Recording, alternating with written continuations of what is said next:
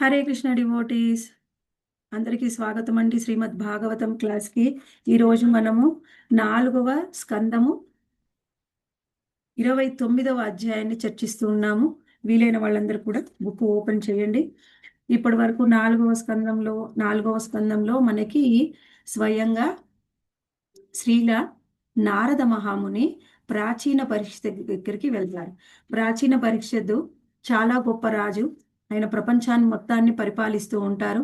కానీ ఆయన పుత్రులు మాత్రము ఎప్పుడైతే ప్రాచీన పరీక్ష తర్వాత రాజ్యాధికారాన్ని స్వీకరించడానికి అనుగుణంగా వాళ్ళందరూ కూడా వనాలకు వెళ్ళి తపస్సు చేస్తూ ఉంటారు.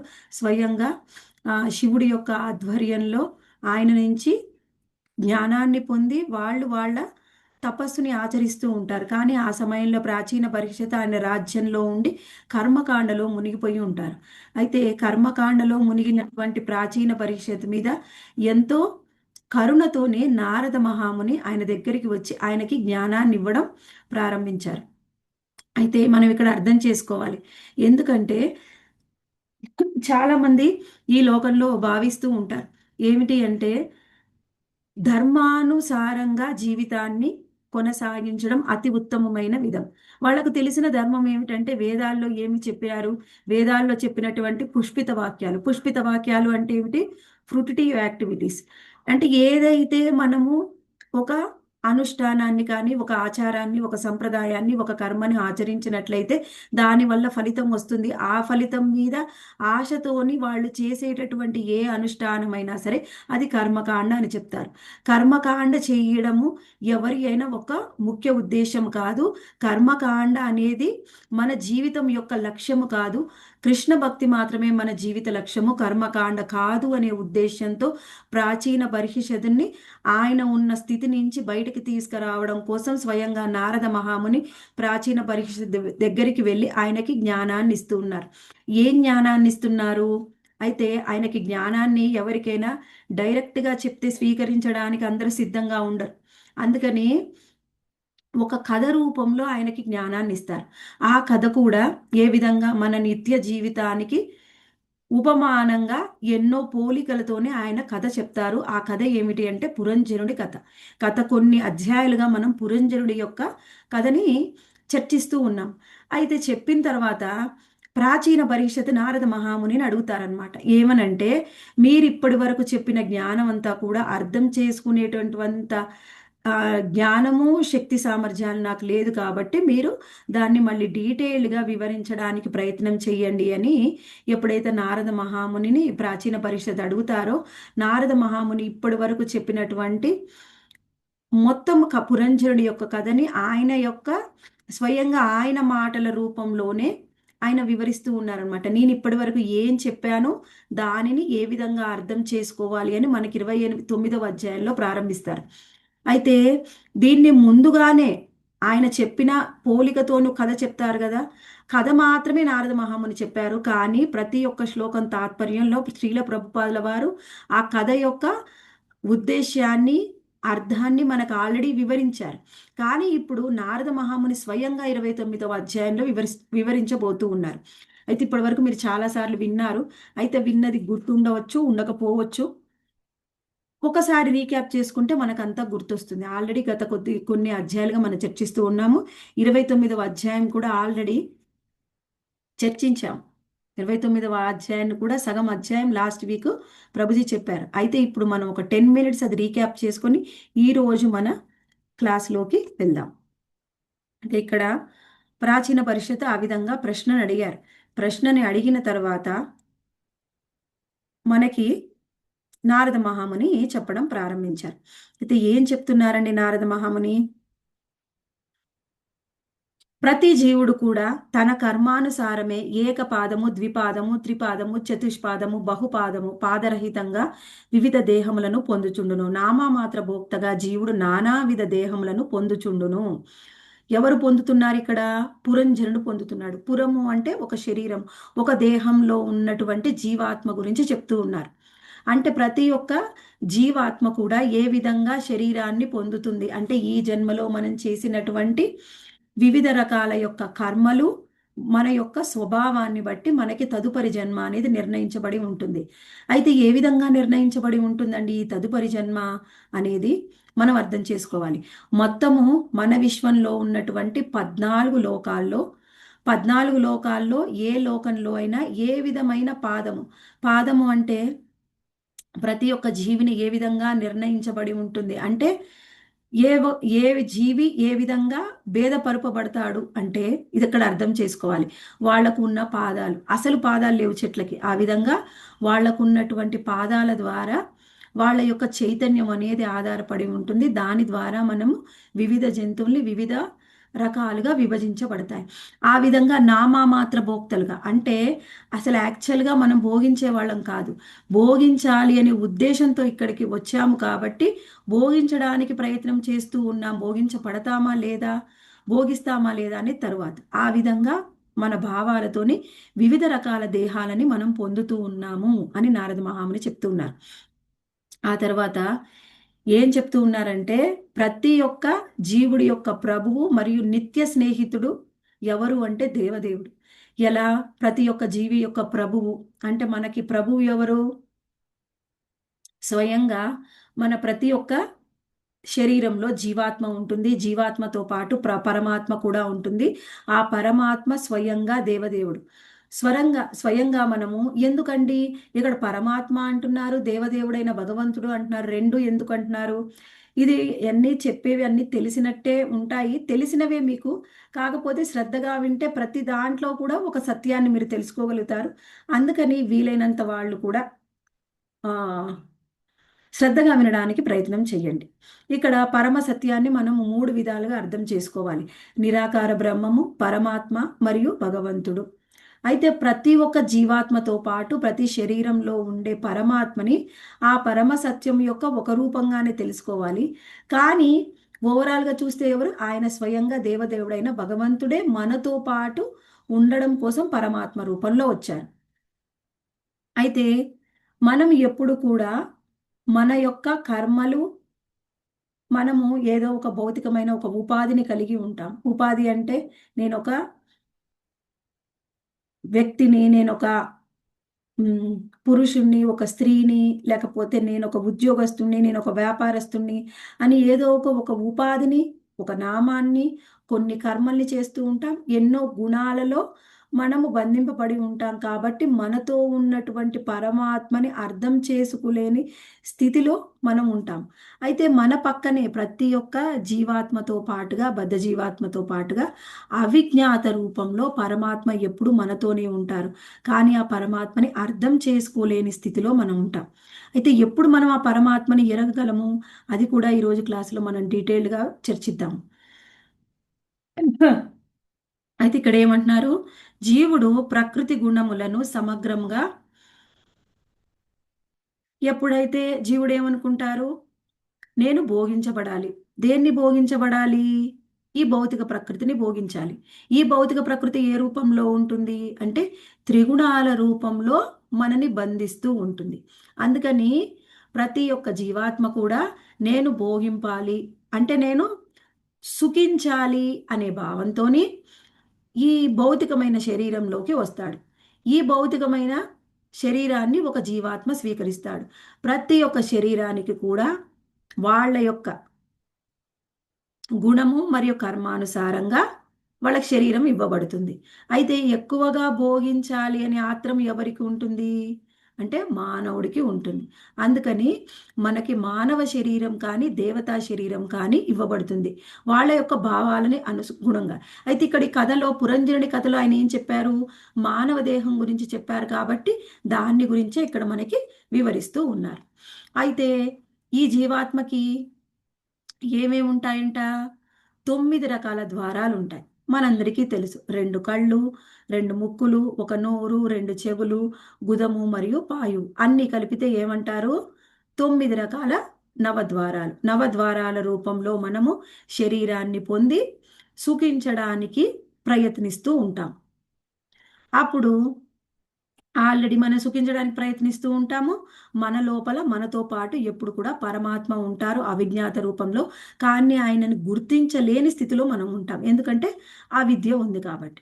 ఇక్కడ ఏమంటున్నారంటే ఈ సందర్భంలో ప్రమద అంటే లౌకిక బుద్ధి లేదా అవిద్య అని తెలుసుకోవాలి. మన బుద్ధి ఏ విధంగా ఉందంటే లౌకికంగా ఉంది. మళ్ళీ అవిద్యతో కూడుకొని ఉంది. అవిద్యతో కూడుకొని ఉన్నాం కాబట్టే మన లోపల ఉన్న పరమాత్మని మనం గుర్తించలేకపోతూ ఉన్నాము. అప్పుడు ఏం చేయాలి? మనిషి బుద్ధిని ఆశ్రయించి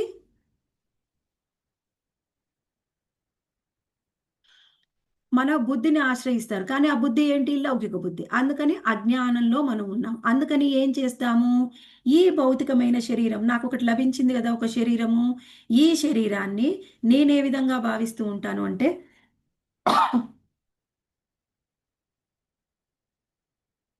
ఆ భౌతికమైన శరీరాన్ని నేనే విధంగా భావిస్తూ ఉంటాను? నేను మరియు నాది. నేను అంటే ఈ శరీరము నేను. ఎందుకంటే నేను అంటే ఆత్మ అని తెలుసుకునే స్థితిలో లేము. ఎందుకంటే అవిద్యతో కప్పబడి ఉన్నాం. ఇప్పుడు నేను మరియు నాది. నాది అంటే నాకు సంబంధించిన వస్తువులు, వ్యక్తులు. నేను నాది అని ఆ భౌతికమైన చైతన్యంలోనే ఎప్పుడు మనం బంధింపబడుతూ ఉంటాం. అందుకని సుఖాన్ని మరియు దుఃఖాన్ని పొందుతూ ఉంటాడు. ప్రతి ఒక్క జీవాత్మ కూడా. ఎందుకు మనం సుఖాన్ని, దుఃఖాన్ని పొందుతున్నాం? నేను, నాది అనే భావనలో ఉండడం వల్ల మనకు సుఖము మరియు దుఃఖము కలుగుతూ ఉన్నాయి. అయితే ఇప్పుడు మనకి ఈ శరీరంలో ఉన్నప్పుడు నవద్వారాలతో పాటుగా కొన్ని ఇంద్రియాలని కూడా ఇచ్చారు. ఆ ఇంద్రియాలేమిటి? జ్ఞానేంద్రియాలు మరియు కర్మేంద్రియాలు. జ్ఞానేంద్రియాల ద్వారా మనము జ్ఞానాన్ని పొందుతూ ఉంటాము. అంటే మనం జ్ఞానేంద్రియాలు తెలుసు. కళ్ళు, చెవులు, ముక్కు, నోరు, చర్మము వీటి ద్వారా జ్ఞానాన్ని పొందుతూ ఉంటాం. మనము ఎంత ఏ విధమైన చైతన్యంలో ఉన్నామో దాన్ని బట్టి మనము ఒక్కొక్క ఇంద్రియం ద్వారా జ్ఞానాన్ని పొందుతూ ఉంటాం. చిన్నప్పుడు అప్పుడే పుట్టిన పిల్లవాడు ఏం చేస్తాడంటే వాడికి ఏమీ తెలీదు. వాడికి ఏం తెలిసినా కేవలం అన్నమయ కోశ స్థితిలో ఉంటాడు. అంటే ఏమిటి? వాడు ఏదైనా నాలుక ద్వారానే తెలుసుకోవడానికి ప్రయత్నం చేస్తారు. మనం ఇప్పుడు జ్ఞానాన్ని పొందుతున్నాం. మనం కళ్ళ ద్వారా, చెవుల ద్వారా, ముక్కు ద్వారా కూడా జ్ఞానాన్ని పొందుతాం. మన చైతన్యాన్ని బట్టి మనం జ్ఞానం పొందే స్థితి అనేది ఆధారపడి ఉంటుంది. ఇంకొకటి మనము కర్మేంద్రియాల ద్వారా కర్మను చేస్తూ ఉంటాం. ఈ విధంగా కర్మేంద్రియాలు అంటే ద్వారా కర్మలు చేస్తూ జ్ఞానేంద్రియాల ద్వారా జ్ఞానాన్ని పొందుతూ మనం ఏం చేస్తూ ఉన్నాము? ఈ ఇంద్రియాలతో కూడి ఈ జీవితంలో సుఖంగా జీవించడానికి ప్రయత్నం చేస్తూ ఉంటాము. అప్పుడు మనతో పాటు ఉండేవాళ్ళు ఇంకెవరు అంటే 5 శిరములు కలిగిన సర్పము. అది ప్రాణవాయువు. ప్రాణవాయువు ఏమిటి? పంచ ప్రాణాలు అని చెప్తాం. ప్రాణ, అపాన, వ్యాన, ఉదాన, సమాన. ఈ మొత్తం 5 వాయువుల్ని కలిపి ప్రాణవాయువు అంటాం. ప్రాణవాయువులు ఒక్కటి ఉండవండి. ఈ 5 వాయువులు కలిసి ఉంటాయి. అందుకని ఏం చెప్తున్నారు? పంచవృత్తులు అంటే పంచ శిరములు కలిగిన ఒక సర్పం ఉంది. ఆ సర్పముతో కలిసి మనము ఈ శరీరంలో కర్మేంద్రియాలు, జ్ఞానేంద్రియాలతో జ్ఞానాన్ని పొందుతూ పనులు చేస్తూ ఈ జీవితంలో ఒక శరీరాన్ని పొందాం కదా! ఆ శరీరాన్ని పొంది సుఖించడానికి ప్రయత్నం చేస్తూ ఉన్నాము అని చెప్తూ ఉన్నారు. అయితే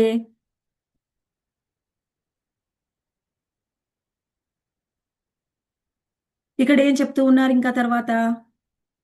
మనకి జ్ఞానేంద్రియాలు కర్మేంద్రియాలే కాకుండా ఇంకొకటి ఉంది 11వ ఇంద్రియము అది మనస్సు. అంటే అన్నిటికీ మూల కారణం మనస్సే.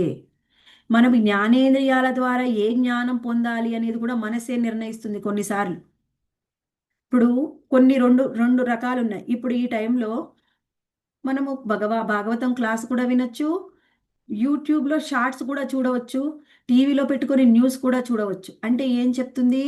నువ్వు జ్ఞానం పొందడానికి నీకు వివిధ రకాల జ్ఞానాలు పొందడానికి నీకు అవకాశం ఉంది. కానీ ఏ జ్ఞానం పొందాలి అనేది ఎవరు నిర్ణయిస్తున్నారు?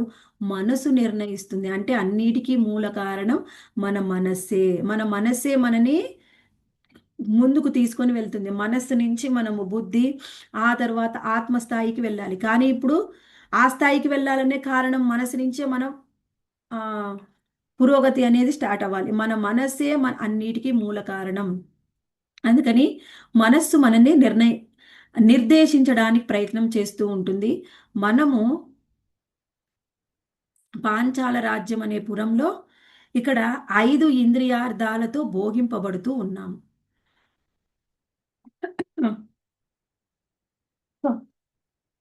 ఇక్కడ మనము అర్థం చేసుకోవాలి.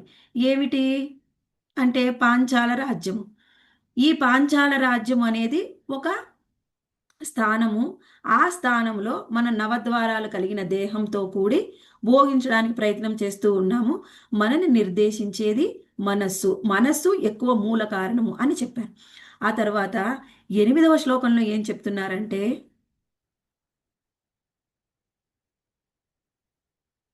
మనకు ఉన్నటువంటి నవద్వారాల ద్వారా మనము ఎప్పుడు కూడా సుఖాన్ని పొందడానికి ప్రయత్నం చేస్తూ ఉంటాం.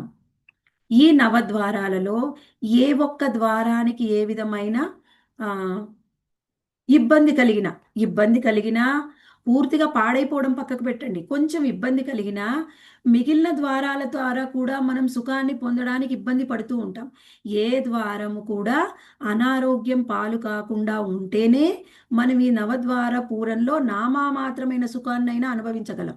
లేకపోతే ఏ నవద్వారానిలో ఏ ఒక్క ద్వారానికి కొంచెం ఇబ్బంది కలిగినా మనము ఈ నామామాత్ర సుఖాన్ని కూడా పొందలేము. అది మనని ఇబ్బంది పెడుతూ ఉంటుంది అని చెప్తూ ఉన్నారు. అయితే ఇక్కడ మనకి కొన్ని ద్వారాలు ఉన్నాయి. ఏమిటి? 2 కళ్ళు, ముక్కు, నోరు అనేది తూర్పు ముఖంగా ఉన్నాయి. మళ్ళీ ఉత్తర దక్షిణంగా 2 చెవులు ఉన్నాయి. పశ్చిమంగా గుదము మరియు పాయు ఉన్నాయి. ఈ విధంగా ఈ నవద్వారాలు ఈ విధంగా ఉన్నాయి. వాటి ద్వారా మనం సుఖం పొందడానికి ప్రయత్నం చేస్తూ ఉన్నాం. ఆ తర్వాత 10వ శ్లోకంలో ఏం చెప్తూ ఉన్నారు ఒకసారి చూద్దాం.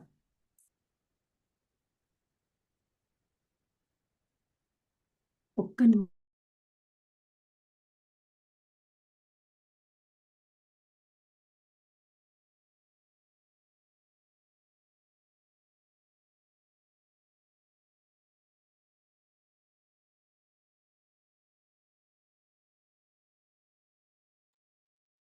ఇక్కడ ఇంకా చెప్తున్నారనమాట. కజ్జోతము ఆవిర్ముఖి అని 2 ద్వారాలు. అవి 2 కళ్ళు. దానికి ఇప్పుడు 2 కళ్ళు ఉన్నాయి కదా, దానికి ఇవి 2 మాత్రం భౌతికమైనది. సూక్ష్మమైన ఇంద్రియం కూడా ఉంటుంది, అదే చూపు. దాన్ని విభ్రాజితము అని చెప్పవచ్చు. ఆ విధంగా నానా రకాల రూపాల్ని మనము చూడడానికి ప్రయత్నం చేస్తున్నాము. ఆ తర్వాత 11వ శ్లోకంలో ఏం చెప్తున్నారు? నలిని నాలిని అనే ద్వారాలు నాసికారంధ్రాలు. సౌరభము అది సూక్ష్మమైన ఇంద్రియము. ఆ నగరంలో గంధాన్ని ఆస్వాదించడానికి ప్రయత్నం చేస్తున్నాము. అది జ్ఞానేంద్రియం.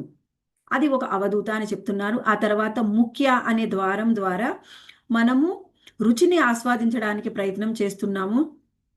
ఇక్కడ విపణుడు ఆయన ఏం చేస్తారు? విపణుడు మనకి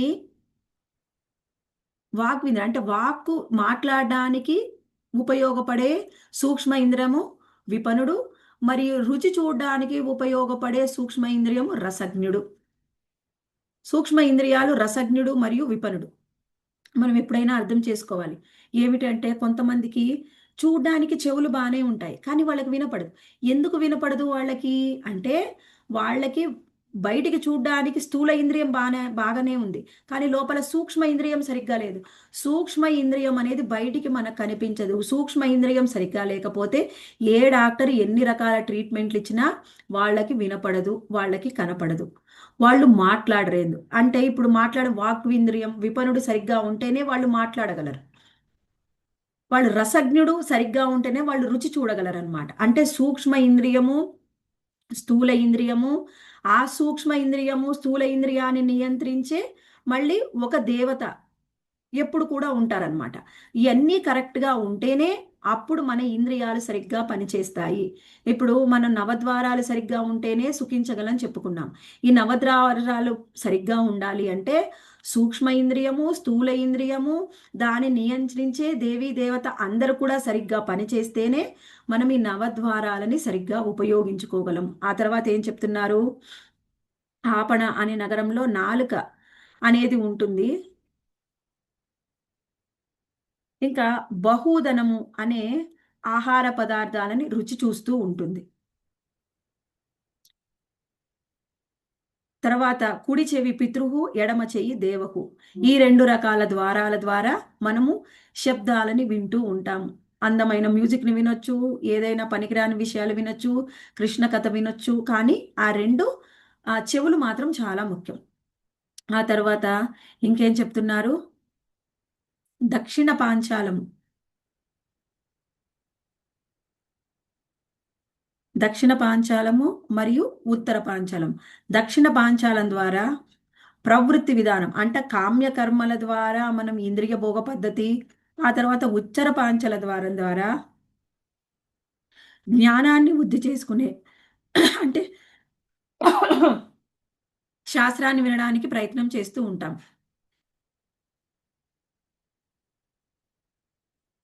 ఉమ్. ఇప్పుడు దక్షిణ పాంచాల ద్వారా ఏం చేస్తాము అంటే ప్రవృత్తి మార్గము. ప్రవృత్తి మార్గంలో కర్మకాండల ద్వారా ఇంద్రియ భోగాన్ని నువ్వు పొందడానికి ప్రయత్నం చేస్తే నీకు వచ్చే గమ్యము ఏమిటి అంటే నువ్వు దేవతా లోకాలకు వెళ్ళి దేవత అయ్యే అవకాశం ఉంటుంది. ఇంకొకటి ఉత్తర పాంచాల ద్వారా శాస్త్రాలలో ఉన్నటువంటి జ్ఞానాన్ని పొందడానికి నువ్వు కనుక ప్రయత్నం చేస్తే అది ఏమిటి? శృతి. శృతి ద్వారా మనము జ్ఞానాన్ని పొందడానికి ప్రయత్నం చేస్తే ఏమిటి? వైకుంఠ పితృలోకాలకి లేదా వైకుంఠ లోకాలకి చేరవచ్చు. మనం యొక్క స్థాయి మనం ఎంత సాధన చేశాము అన్న దాన్ని బట్టి మనం పితృలోకాలకు వెళ్తామా వైకుంఠ లోకాలకి వెళ్తామా అనేది నిర్ణయించబడి ఉంటుంది. అంటే కర్మకాండ విధి విధానాన్ని ఆచరిస్తే దేవతాలోకాలకు వెళ్తావు. ఉత్తర పాంచాలం దక్షిణ పాంచాలాన్ని ఆచరిస్తే నువ్వు దేవతాలోకాలకు వెళ్తావు. ఉత్తర పాంచాలాన్ని ఆచరిస్తే అంటే శాస్త్రాన్ని ద్వారా జ్ఞానం పొందడానికి ప్రయత్నం చేస్తే మనం వైకుంఠ లోకాలకి వెళ్తాం. ఏ విధంగా వెళ్ళాలి అనేది మనమే నిర్ణయం చేసుకోవాలి. ఆ తర్వాత చెప్తూ ఉన్నారు. ఉమ్, మేడ్రము.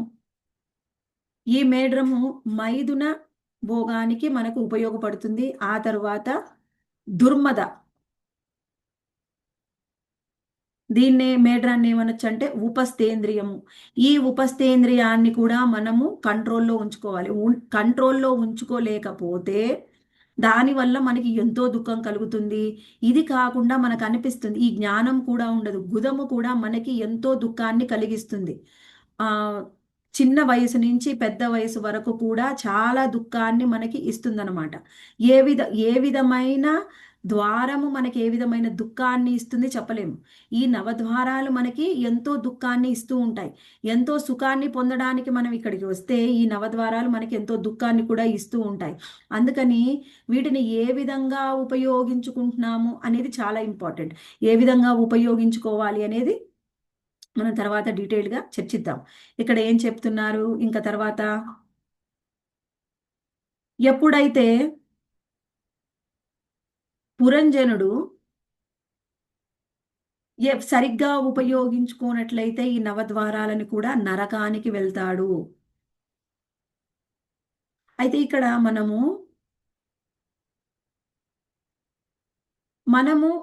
చేసే పనులని అంటే ఏం చేయాలి? మనము ప్రతి ఒక్కళ్ళు ఇప్పుడు మనం భక్తియుత సేవ చేసినా చెయ్యకపోయినా భక్తియుత చేసిన సేవ చేయకపోయినప్పటికీ మనము సాధారణమైన ఒక గృహస్థుడిగా కర్మకాండ విధి విధానాల్ని ఆచరిస్తూ ఉన్నప్పటికీ కూడా లేకపోతే నేను కర్మకాండ విధి విధానాలను కూడా ఆచరించనండి కేవలం నా కోసమే నేను బ్రతుకుతూ ఉన్నాను బ్రతికినప్పటికీ కూడా ప్రతి ఒక్కళ్ళకి ఈ భౌతిక లోకంలోకి వచ్చిన తర్వాత కొన్ని నియమ నిబంధనలు అని ఇవ్వబడ్డాయి.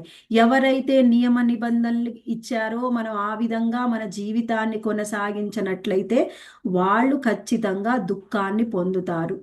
ఏ విధమైన నిబంధనలు ఆచరించట్లయితే ఏ విధమైన దుఃఖాన్ని మనం పొందుతాము అనేది కూడా మనము డీటెయిల్గా తెలుసుకుందాం.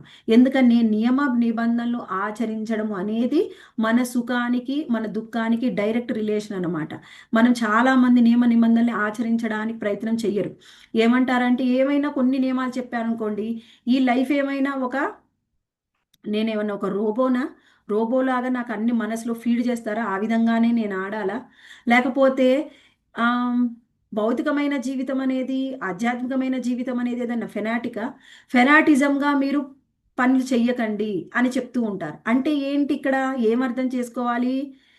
నాకు ఇష్టమైనట్టు నేను చేస్తాను అని అంటే భౌతికమైన జీవితమైనా ఆధ్యాత్మికమైన జీవితంలో అయినా నీకు పురోగతి ఉండదు, దుఃఖము తప్పదు. ఈ విషయాన్ని తప్పకుండా తెలుసుకోవాలి.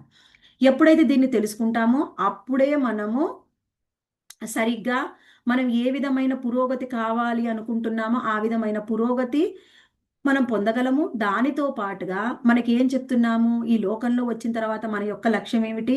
సుఖంగా జీవించాలి. ఎవరైతే సుఖంగా జీవించాలి అని అనుకుంటున్నారో ఈ లోకంలో, వాళ్ళు ఖచ్చితంగా నియమ నిబంధనల్ని ఆచరించాలి. నియమ నిబంధనల్ని ఆచరిస్తేనే నీకు సుఖం లభిస్తుంది. ఆచరించకపోయినట్లయితే నీకు సుఖము అనేది ఉండదు. దాంట్లో ఏ విధమైన సందేహము లేదనమాట. ఇంకా తర్వాత ఏం చెప్తున్నాడు, ఎప్పుడైతే జీవుడు వచ్చారు, ఏమిటి జీవుడు ఈ పురంజనుడు అనే నవద్వారాల పురాన్ని తీసుకొని ఆ తర్వాత ఆయన ఒక రాజ్యాన్ని అంటే ఒక స్థితిని ఆయన నివసించడానికి అనుకూలమైన ప్రదేశాన్ని ఎంచుకున్న తరువాత ఇక్కడ ఏం చెప్తున్నారు, ఆ ఎంచుకున్న తర్వాత ఆయన కర్మేంద్రియాలు జ్ఞానేంద్రియాలు మనస్సుతో కలిసి సుఖించడానికి ప్రయత్నం చేస్తూ ఉంటాడు. అయితే అప్పుడు ఆ జీవుడి మీద ప్రభావం చూపించే ఏమిటి? ప్రకృతి త్రిగుణాలు. ప్రకృతి త్రిగుణాలు ప్రభావం చూపించడం ద్వారా ఏమిటి, నువ్వు ఎప్పుడైతే సత్వగుణం నీ మీద ఎక్కువ ప్రభావం చూపిస్తుందో అప్పుడు ఏ విధంగా నీకు కొంత సుఖము సంతోషం అనేది లభిస్తుంది. సత్వగుణంలో ఉన్నప్పుడు నువ్వు భౌతికంగా ఉన్నట్లయితే భౌతిక సుఖం లభిస్తుంది, ఆధ్యాత్మికంగా ఉంటే ఆధ్యాత్మికం కూడా కొంత సుఖాన్ని అనుభవిస్తావు. ఎప్పుడైతే నువ్వు రజోగుణంలో ఉంటావో, భౌతికంగా ఉంటే నీకు ఎక్కువ ఎజిటేషన్, ఆతృత, యాంగ్జైటీ ఎప్పుడు కూడా. ఆధ్యాత్మికమైన జీవితంలో రజోగుణం కొంత సుఖాన్ని ఇస్తుంది, కానీ తర్వాత దానివల్ల నీకు ఆధ్యాత్మికంగా పురోగతి అనేది ఉండదు. ఒకవేళ నువ్వు తమో గుణంలో ఉన్నట్లయితే తమో గుణం ఎప్పుడు కూడా దుఃఖమయమే. అవిద్య, అంధకారము, దుఃఖము. ఆధ్యాత్మికంగా అయినా లేకపోతే భౌతికంగా అయినా తమో గుణము అనేది మనకి మోహాన్ని కలిగిస్తుంది. అంటే ఇక్కడ ఏం చెప్తున్నాం, ప్రకృతి త్రిగుణాలు మన మీద ప్రభావం చూపిస్తూ ఉంటాయి. సత్వగుణంలో ఉంటే సుఖము, రజోగుణంలో ఉంటే ఆతృత, యాంగ్జైటీ, తమో గుణంలో ఉంటే మోహంలో ఉంటాము అనేది చెప్పుకున్నాం. ఆ తర్వాత 17వ శ్లోకంలో ఏం చెప్తున్నారు, ఇప్పుడు ఆ పురంజనుడు ఒక రాజు కదా, ఆ పురానికి ఆయన రాజు, ఆయన ఒక రాణిని ఎంచుకుంటూ ఉన్నారు. అంటే ఇందాక మనకి ఏం చెప్పారు, నారద మహాముని ఆ రాణి ఎవరు అంటే భార్య అని చెప్పారు. ఇక్కడ రాణి ఎవరు అంటే బుద్ధి, ఆ భార్య ఎవరు అంటే బుద్ధి అని అర్థం చేసుకోవాలి. బుద్ధి ఏ విధంగా ఉంటుంది, మనం మేలుకొని ఉన్నా నిద్రిస్తున్నా మనకంటూ ఒక బుద్ధి అనేది ఉంటుంది. దాని ప్రకారంగా మనం పని చేస్తూ ఉంటాం.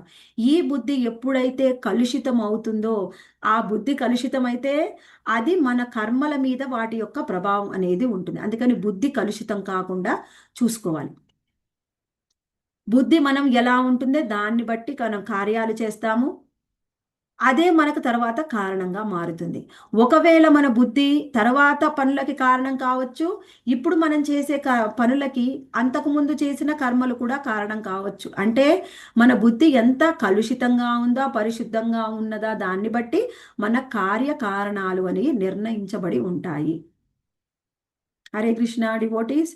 బుద్ధి పరిశుద్ధంగా ఉంటే, ఒకవేళ అపరిశుద్ధంగా ఉంటే మన కర్మలు ఎలా ఉంటాయి? హరే కృష్ణ. దాన్ని ఏం నిర్ణయించబడి ఉంటాయి? ఎవరైనా చెప్పగలరా? కలుషితమై ఉంటుంది. కలుషితం అయితే మనకు వచ్చే నష్టం ఏంటి మాతాజీ? దుఃఖం కలుగుతుంది. విచారం, బాధ, సంసార చక్రంలోనే తిరుగుతా ఉంటాము. జీవితాన్ని సాఫీగా జరపలేము మాతాజీ. ఇప్పుడు వినండి, జనరల్ గా ఆన్సర్ చెప్పకూడదు. మనం ఎందుకు శ్రద్ధగా వింటున్నాము? ఎప్పుడైతే మీరు కరెక్ట్ గా వింటారో కరెక్ట్ ఆన్సర్ చెప్పాలి. ప్రభుపాల వారు ఎప్పుడు కూడా జనరల్ గా ఆన్సర్ చెప్పరు. ఎప్పుడైతే మనం జనరల్ గా ఆన్సర్ చెప్పామో శ్రద్ధగా వినట్లేదు అని అర్థం. శ్రద్ధగా వినండి, అప్పుడే మనము ఇది సూక్ష్మమైన విషయాలు నువ్వు ఎంత సూక్ష్మంగా అర్థం చేసుకుంటావో ఆ సూక్ష్మతనే మన ఆధ్యాత్మిక జీవితానికి పురోగతి అనేది వస్తుంది. నువ్వు ఎంత సూక్ష్మంగా నువ్వు జ్ఞానాన్ని పొందుతావో అంత త్వరగా ఆధ్యాత్మిక పురోగతి అనేది ఉంటుంది. ఇక్కడ నేనేం చెప్పాను, మనసు పైన ప్రభావం చూపిస్తుంది మాతాజీ.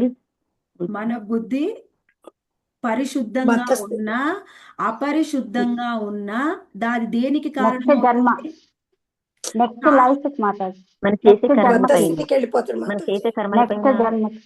నెక్స్ట్ జన్మ కారణమవుతాయి, నెక్స్ట్ జన్మ కారణమవుతాయి, కానీ ఇప్పుడు కూడా కారణమవుతాయి కదా. కార్యము మరియు కారణానికి కారణమవుతాయి.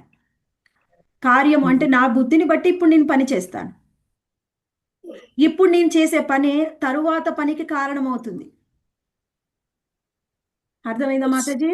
మన Yes, బుద్ధి కార్యకారణాలకి కారణము. నెక్స్ట్ 20వ శ్లోక. ఇక్కడ ఏం చెప్తున్నారు? ఇక్కడ మనకి మనము చేసే పనులన్నిటిని కూడా ఒక రథంతోని పోలుస్తూ ఉన్నారు. ఈ రథాన్ని ఒక దేహం అనుకుంటే ఇప్పుడు ఈ రథంలో మనము కూర్చొని ఉన్నాం. ఎన్నోసార్లు మనం చెప్పుకున్నాం, రథంలో మనం కూర్చొని ఉన్నాము. ఈ రథాన్ని నడిపించే వాళ్ళు ఎవరు అంటే మన మనసు. ఈ రథాన్ని నడిపించే వాళ్ళు, వెనకాల కూర్చున్నటువంటి వాళ్ళు ఆత్మ. ఈ రథాన్ని నడిపించే వాళ్ళు ఎవరు అంటే, ఈ రథాన్ని ముందేమో 5 గుర్రాలు ఉన్నాయి. ఆ 5 గుర్రాలు ఏమిటి? మన జ్ఞానేంద్రియాలు. ఆ జ్ఞానేంద్రియాలు దేంతోని మనము కంట్రోల్ చేస్తాము అంటే మనసు కళ్ళెం కళ్ళెంతోని మనం కంట్రోల్ చేస్తాము. ఆ కళ్ళెము మనస్సు. నడిపించేది ఎవరు? బుద్ధి. అంటే రథసారథి బుద్ధి. ఆ రథానికి 2 చక్రాలు ఉంటాయి కదా. ఆ 2 చక్రాలు ఏమిటంటే పాప మరియు పుణ్య కార్యాలు. పాప మరియు పుణ్యకార్యాలతోని మనము ముందుకు వెళ్తూ ఉన్నాము. ఈ రథానికి ఉన్నటువంటి 3 జెండాలు ఏమిటంటే ప్రకృతి త్రిగుణాలు. అంటే ఏమిటి? ప్రకృతి త్రిగుణాల వలన మనము పాప మరియు పుణ్యకార్యాలు చేస్తూ జ్ఞానేంద్రియాలతోని మనం పరిగెత్తుతూ ఉన్నాం. అయితే పరిగెత్తుతూ ఉన్నప్పుడు మన మనస్సు వాటిని పరిగెత్తిస్తుంది. నీ బుద్ధి శుద్ధంగా ఉంటేనా నువ్వు కరెక్ట్గా వెళ్తావు. నీ బుద్ధి అశుద్ధంగా ఉంటే ఆ ఇంద్రియాలు ఎటు చూపిస్తే అటు వెళ్ళిపోతాం. ఇక్కడ ఇంకొకటి అర్థం చేసుకోవాలి. మనము ఈ భూమి మీదకి వచ్చింది పాప మరియు పుణ్య కార్యాలు చేయడానికి కాదు. నువ్వు పాపం చేసినా పుణ్యం చేసినా కానీ పాప పుణ్యాలు ఏది చేసినప్పటికీ కూడా మనకి ఉన్నతమైన చైతన్యము అనేది రాదు.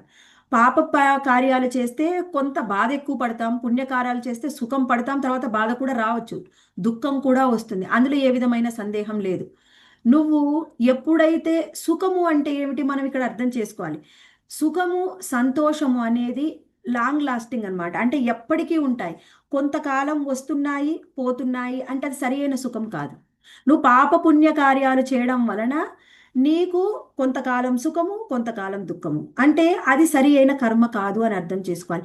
ఎప్పటికీ నువ్వు సుఖంగా ఆనందంగా ఉండే కర్మలు అవి ఉన్నతమైనవి. అవి ఎప్పుడు పాప పుణ్యాల ద్వారా మనకి ఎప్పటికీ సుఖము సంతోషము అనేది దక్కదు. అంటే ఇక్కడ మనం అర్థం ఏం చేసుకోవాలి? ఇక్కడ పాప పుణ్య కార్యాలు మనని నడిపించకూడదు. అవి కనుక నడిపిస్తే మనము మళ్ళీ జన్మాంతరాలు అంటే జన్మ మృత్యు జరా వ్యాధి జన్మ మృత్యు చక్రంలో మనం పడిపోతాం. ఇది మనం అర్థం చేసుకోవాలి. మరి ఎలా ఉండాలండి మన కర్మలు? మన కర్మలు ఎలా ఉండాలి అంటే ఎప్పుడు కూడా ఉన్నతమైన లక్ష్యాన్ని పొందడానికి వీలైనదై ఉండాలి. ఉన్నతమైన లక్ష్యం ఏమిటి? మన పరమధర్మము, అది కృష్ణ భక్తి. ఎప్పుడైతే ఉన్నత లక్ష్యము నీ జీవితానికి లక్ష్యము కాదో అప్పుడు మళ్ళీ ఆ బ్రహ్మ భువనాల్లోక పునరావృత్తినో అర్జున మాముపేత్యతు కౌంతేయ పునర్జన్మన విద్యతే. అన్నీ ఈ 14 లోకాల్లో తిరుగుతూనే ఉంటాం. ఆ విషయాన్ని మనం అర్థం చేసుకోవాలి. 14 లోకాల్లో తిరగడం కాదు మన లక్ష్యం. అయితే ఇక్కడ అలా తిరుగుతూ మనం జీవితాన్ని కొనసాగిస్తూ ఉన్నాడు పురంజనుడు. అంటే మనం అలా జీవితాన్ని కొనసాగిస్తూ ఉన్నాం. అప్పుడు ఏం జరుగుతుందంట? మన మీద చండవేగుడు దాడి చేస్తాడు. చండవేగుడు ఎవరు అంటే కాలము. చండవేగుడు దాడి చేస్తాడు. చండవేగుడు ఎలా వస్తాడు అంటే గంధర్వులతో కలిసి వస్తాడంట. ఆయన యొక్క సేన ఏమిటి? గంధర్వులు. ఎవరు ఈ గంధర్వులు అంటే ఉదయము మరియు రాత్రి, పగలు రాత్రి గలిచిపోతున్న కొద్దీ మన జీవితం అనేది కరిగిపోతూ ఉంటుంది. ఇది అర్థం చేసుకో.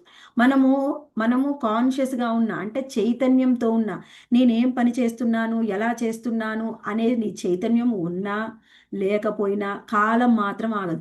నాకు జ్ఞానం ఉంటేనే నేను సరిగ్గా చేస్తేనే కాలం కరెక్ట్గా ఉంటుందండి, లేకపోతే కాలం ఆగిపోతున్నా లేదు. నువ్వు ఎంత అజ్ఞానంతో చేసినా, నువ్వు 24 గంటలు అజ్ఞానంలో తమో గుణంలో ఉన్నా కాలం గడిచిపోతూనే ఉంటుంది. అంటే కాలము మన ఆయుష్ని హరిస్తూ ఉంటుంది. ఆయుష్ని హరిస్తే ఏమవుతుంది?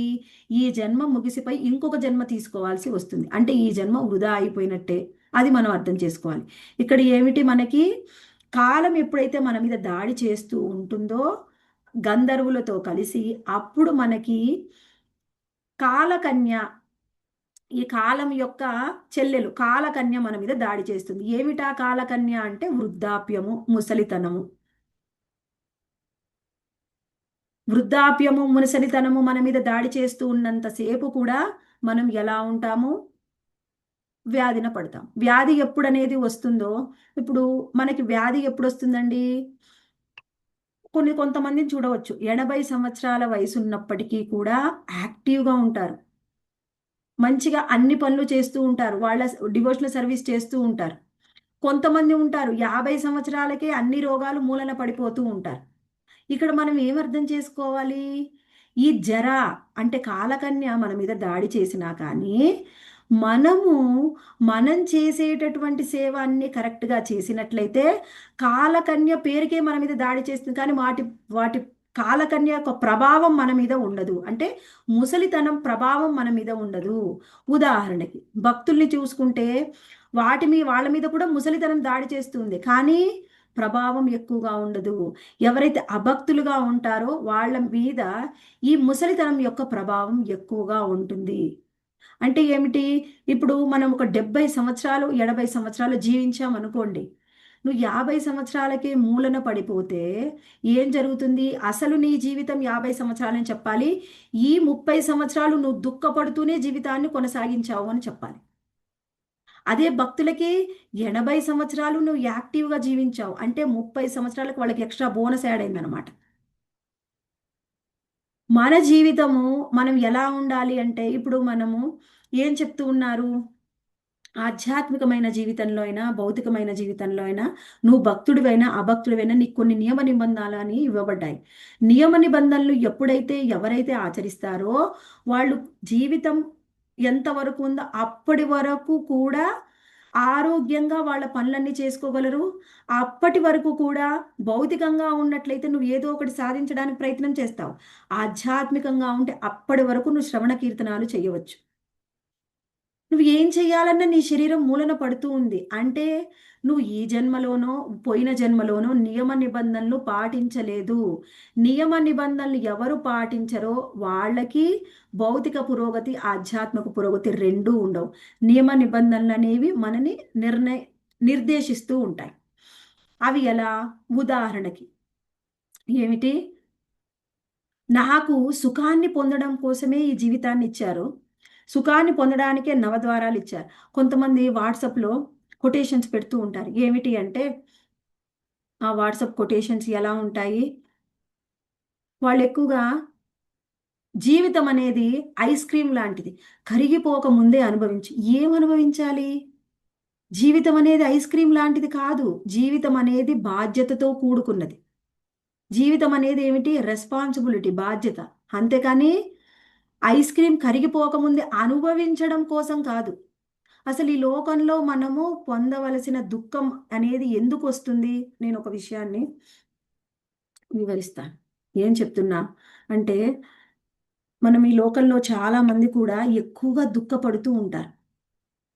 చాలా మంది వాళ్ళ పిల్లలు వాళ్ళని సరిగ్గా చూసుకోక దుఃఖపడుతూ ఉంటారు. అయితే పిల్లలకి మనము చిన్నప్పటి నుంచి ఏం నేర్పిస్తామంటే, ఇప్పుడు కష్టపడు, తర్వాత సుఖపడు. ఏం కష్టపడాలి అంటే, ఇప్పుడు నువ్వు బాగా చదువుకో, ఐఐటీలో క్రాక్ చెయ్యి, మంచి కాలేజీ వస్తుంది, సీట్ వస్తుంది, అప్పుడు నువ్వు ఎక్కువగా సంపాదించవచ్చు. ఎంత ఎక్కువగా సంపాదిస్తే నువ్వు అంత సుఖపడతావు. సుఖపడ్డానికి కాదండి మనకి ఈ జీవితాన్ని ఇచ్చింది. మనము చేసే జీవితంలో కరెక్ట్గా నియమ నిబంధనలతోని మనం కనుక జీవితాన్ని కొనసాగిస్తే సుఖం అనేది ఆటోమేటిక్గా వస్తుంది. దానికోసం నువ్వు ప్రయత్నపూర్వకంగా ప్రయత్నించక్కర్లేదు. ఇప్పుడు ఎవరైనా కానీ మీ జీవితంలో ఏదైనా దుఃఖం వచ్చింది, దుఃఖపడుతున్నారు అనుకోండి, అప్పుడు మీరేమైనా దుఃఖం కావడానికి ప్రయత్నం చేసి దుఃఖాన్ని తెచ్చుకున్నారా? నాకు దుఃఖం కావాలని ఎవరైనా ప్రయత్నం చేస్తారా? దానంతట అదే వస్తుంది మాతాజీ. దానంతట అదే వస్తుంది. సుఖము కూడా దానంతట అదే వస్తుంది. నువ్వేం ప్రయత్నం చేయక్కర్లేదు. మరి ఎలా ఉంటే సుఖం వస్తుందండి? ఇది అర్థం చేసుకోండి. పిల్లలకి చిన్నప్పుడే ప్రతి ఒక్క తల్లిదండ్రులు కూడా నేర్పించాలి. ఏమిటి అంటే బాధ్యతగా ఉండడం. అసలు జీవితం అనేది నువ్వు బాధ్యతల్ని నిర్వర్తించడమే. ఏమిటా బాధ్యత? వాళ్ళకి నేర్పిస్తే, వాళ్ళకు మనము చూపిస్తే వాళ్ళకి అర్థమవుతుంది. ఎక్కువ కూడా బాధ్యతల నుంచి తప్పించుకోవడమే సుఖం అనుకుంటున్నావు. నువ్వేం నేర్పించావు? కష్టపడు, తర్వాత సుఖపడు. మరి నేను సుఖపడాలి, ఇన్ని రోజులు కష్టపడ్డాను, ఇప్పుడు నాకు మంచి ధనం వచ్చింది, ఇప్పుడు నేను సుఖపడాలి అని అనుకుంటూ ఉంటే ఎవరైతే సుఖపడమని నాకు చెప్పారో ఆ తల్లిదండ్రులే నాకు దుఃఖ కారణం అవుతున్నారు. వాళ్ళని చూసుకోవడం నాకు దుఃఖము, ఎందుకంటే నేను సుఖపడాలని కదా మీరు చెప్పారు. మరి నేను సుఖపడాలంటే మీరు అడ్డుగా ఉన్నారే. అందుకని మీరు నాకు వద్దు, మీరు వెళ్ళి ఓల్డ్ ఏజ్ హోమ్లో ఉండండి. ఒకప్పుడు ఎలా ఉండేదంటే చిన్న వయసులోనే పెళ్ళిళ్ళయ్యి చిన్న వయసులోనే పిల్లలు పుట్టేవారు. తల్లిదండ్రులు వాళ్ళ కొంత యుక్త వయసు వచ్చినా కూడా వాళ్ళ కొంత వయసు ఉండేది. ఆ తరువాత తల్లిదండ్రులు ఓల్డ్ ఏజ్ అయ్యేవారు, వాళ్ళని చూసుకునేవారు. ఇప్పుడు ఎలా ఉంటుందంటే ఇవి లేట్ మ్యారేజ్ వల్ల ఒకే సమయంలో ఆ జీవికి ఏంటిది, జీవాత్మకి అంటే మనలాంటి వాళ్ళందరికీ ఒకే సమయంలో ఆ సమయంలోనే పిల్లల బాధ్యత ఉంటుంది, ఆ సమయంలోనే తల్లిదండ్రులు ముసలి వాళ్ళు అవుతారు, వాళ్ళ బాధ్యత కూడా ఉంటుంది. నేను తల్లిదండ్రులనే చూసుకోనా, నేను జాబే చెయ్యనా, నా పిల్లల్నే చూసుకోనా? పిల్లల్ని చూసుకోవాలి, వాళ్ళు చిన్న పిల్లలు తప్పదు, మళ్ళీ ప్రేమ కూడా ఎక్కువ, అందుకని వాళ్ళని చూసుకుంటాను, మీరు ఓల్డ్ ఏజ్ హోమ్కి వెళ్ళండి. అదే పిల్లలకి తల్లిదండ్రులు చిన్నప్పటి నుంచే తల్లిదండ్రుల్ని చూసుకోవడం నీ బాధ్యత, ఎందుకంటే వాళ్ళే నీ పుట్టుక కారణము, ఇన్ని రోజులు వాళ్ళే నిన్ను పెంచి పోషించారు. వాళ్ళని చూసుకోవడం వల్ల నువ్వు ఆధ్యాత్మికంగా కూడా పురోగతి చెందుతావు. ఎలా అంటే మనం అర్థం చేసుకోవాలి, ఎవరైతే వాళ్ళకి ఇచ్చినటువంటి బాధ్యతల్ని వాళ్ళు పూర్తి చేస్తారో ఆధ్యాత్మికంగా, అంటే మనకు అసలు కృష్ణ భక్తే తెలియదండి, మరి వాళ్ళు చూసుకోక్కర్లేదా? వాళ్ళు కూడా చూసుకోవాలి. చూసుకుంటే వచ్చే లాభం ఏమిటి? అది చాలా డీటెయిల్డ్గా వివరిస్తూ ఉన్నారు తర్వాత. నువ్వు ఎప్పుడైతే చూసుకుంటావో, బాధ్యతగా నువ్వు నీ కర్మల్ని నువ్వు కొనసాగిస్తావో, అప్పుడు నీకు వచ్చే లాభం ఏమిటి అంటే, మనం చెప్పాడు స్వయంగా శ్రీకృష్ణ భగవానుడే అర్జునుడికి చెప్పాడు, నాకు అసలు రాజ్యమే వద్దయ్యా, నాకు రాజ్యం వద్దు, నేను రాజ్యం తీసుకుని నాకు సుఖించాలని లేదు, నేను ఎవరిని చంపను, నేను పాపం మూట కట్టుకోను, అసలు నాకు సుఖించాలని లేదు, నేను అడవులోకి వెళ్తాను, అక్కడ భిక్షాటన చేసుకుంటాను. కృష్ణుడు ఏమన్నాడు? అడవికి వెళ్ళి నువ్వు భిక్షాటన చేసుకున్నా నీ గుణాన్ని నువ్వు విడిచిపెట్టలేవు. అక్కడ భిక్షాటన చేసుకున్నా ఏం జరుగుతుంది? ఇక్కడ కూడా భిక్షాటన చేసుకుంటే నువ్వేం చేస్తావు? నీ గుణాన్ని ప్రకారమే నువ్వు అక్కడ కూడా ప్రవర్తిస్తావు, అక్కడ కూడా రాజ్యాన్ని చలాయిస్తావు భిక్షకుల మీద. మరి ఏం చేయాలి? నీ బాధ్యత, నువ్వు యుద్ధం చేయాలి కదా, యుద్ధం చేయి. యుద్ధం చేస్తే ఏమొస్తుంది? గెలిస్తేనా రాజ్యం వస్తుంది, ఓడిపోతేనా స్వర్గం వస్తుంది. మనకున్న బాధ్యత ఏమిటి? మన బాధ్యతలు నిర్వర్తించడమే మన అసలైన బాధ్యత. ఆయనలాగా మనకేమి రాజ్యాలు లేవు. మన బాధ్యత ఏమిటి? నీ పిల్లల్ని సరిగ్గా చూసుకో, నీ అత్తమామల్ని సరిగ్గా చూసుకో, నీ బాధ్యత నువ్వు కొనసాగించు. నీకున్న ఉపాధి ఏమిటి? నువ్వు స్త్రీవా, పురుషుడివా, వ్యాపారస్తుడివా, ఉద్యోగస్తుడివా, గృహస్థుడివా, నీకంటూ కొన్ని బాధ్యతలు ఇస్తారు కదా, ఆ బాధ్యతలు నువ్వు సరిగ్గా నిర్వర్తించినట్లయితే అప్పుడు నువ్వు ఉన్నతమైన లోకానికి వెళ్తావు. అది ఉన్నతమైన లోకం ఏమిటి? నీకున్న స్థితిని బట్టి, నీకున్న గుణాలని, కర్మల్ని, నీకున్న స్వభావము, నువ్వు ఏ విధంగా నీ బాధ్యతలు నిర్వర్తించావు దాన్ని బట్టి భూమి కంటే ఉన్నతమైన లోకాలు 6 ఉన్నాయి, అక్కడ ఎక్కడైనా నువ్వు జన్మని పొందవచ్చు. అంటే ఏమిటి? నువ్వు కర్మకాండ విధి విధానం కేవలం వేదాల ప్రకారంగా నువ్వేం చెప్పారో ఆ విధంగా నువ్వు నీ జీవితాన్ని కొనసాగించినప్పటికీ కూడా నువ్వు ఏం జరుగుతుంది? నీ జీవాత్మ అనేది ఉద్ధరింపబడుతుంది, ఉన్నత లోకాలకు వెళ్తుంది, కనీసం క్రమముక్తి వస్తుంది నీకు.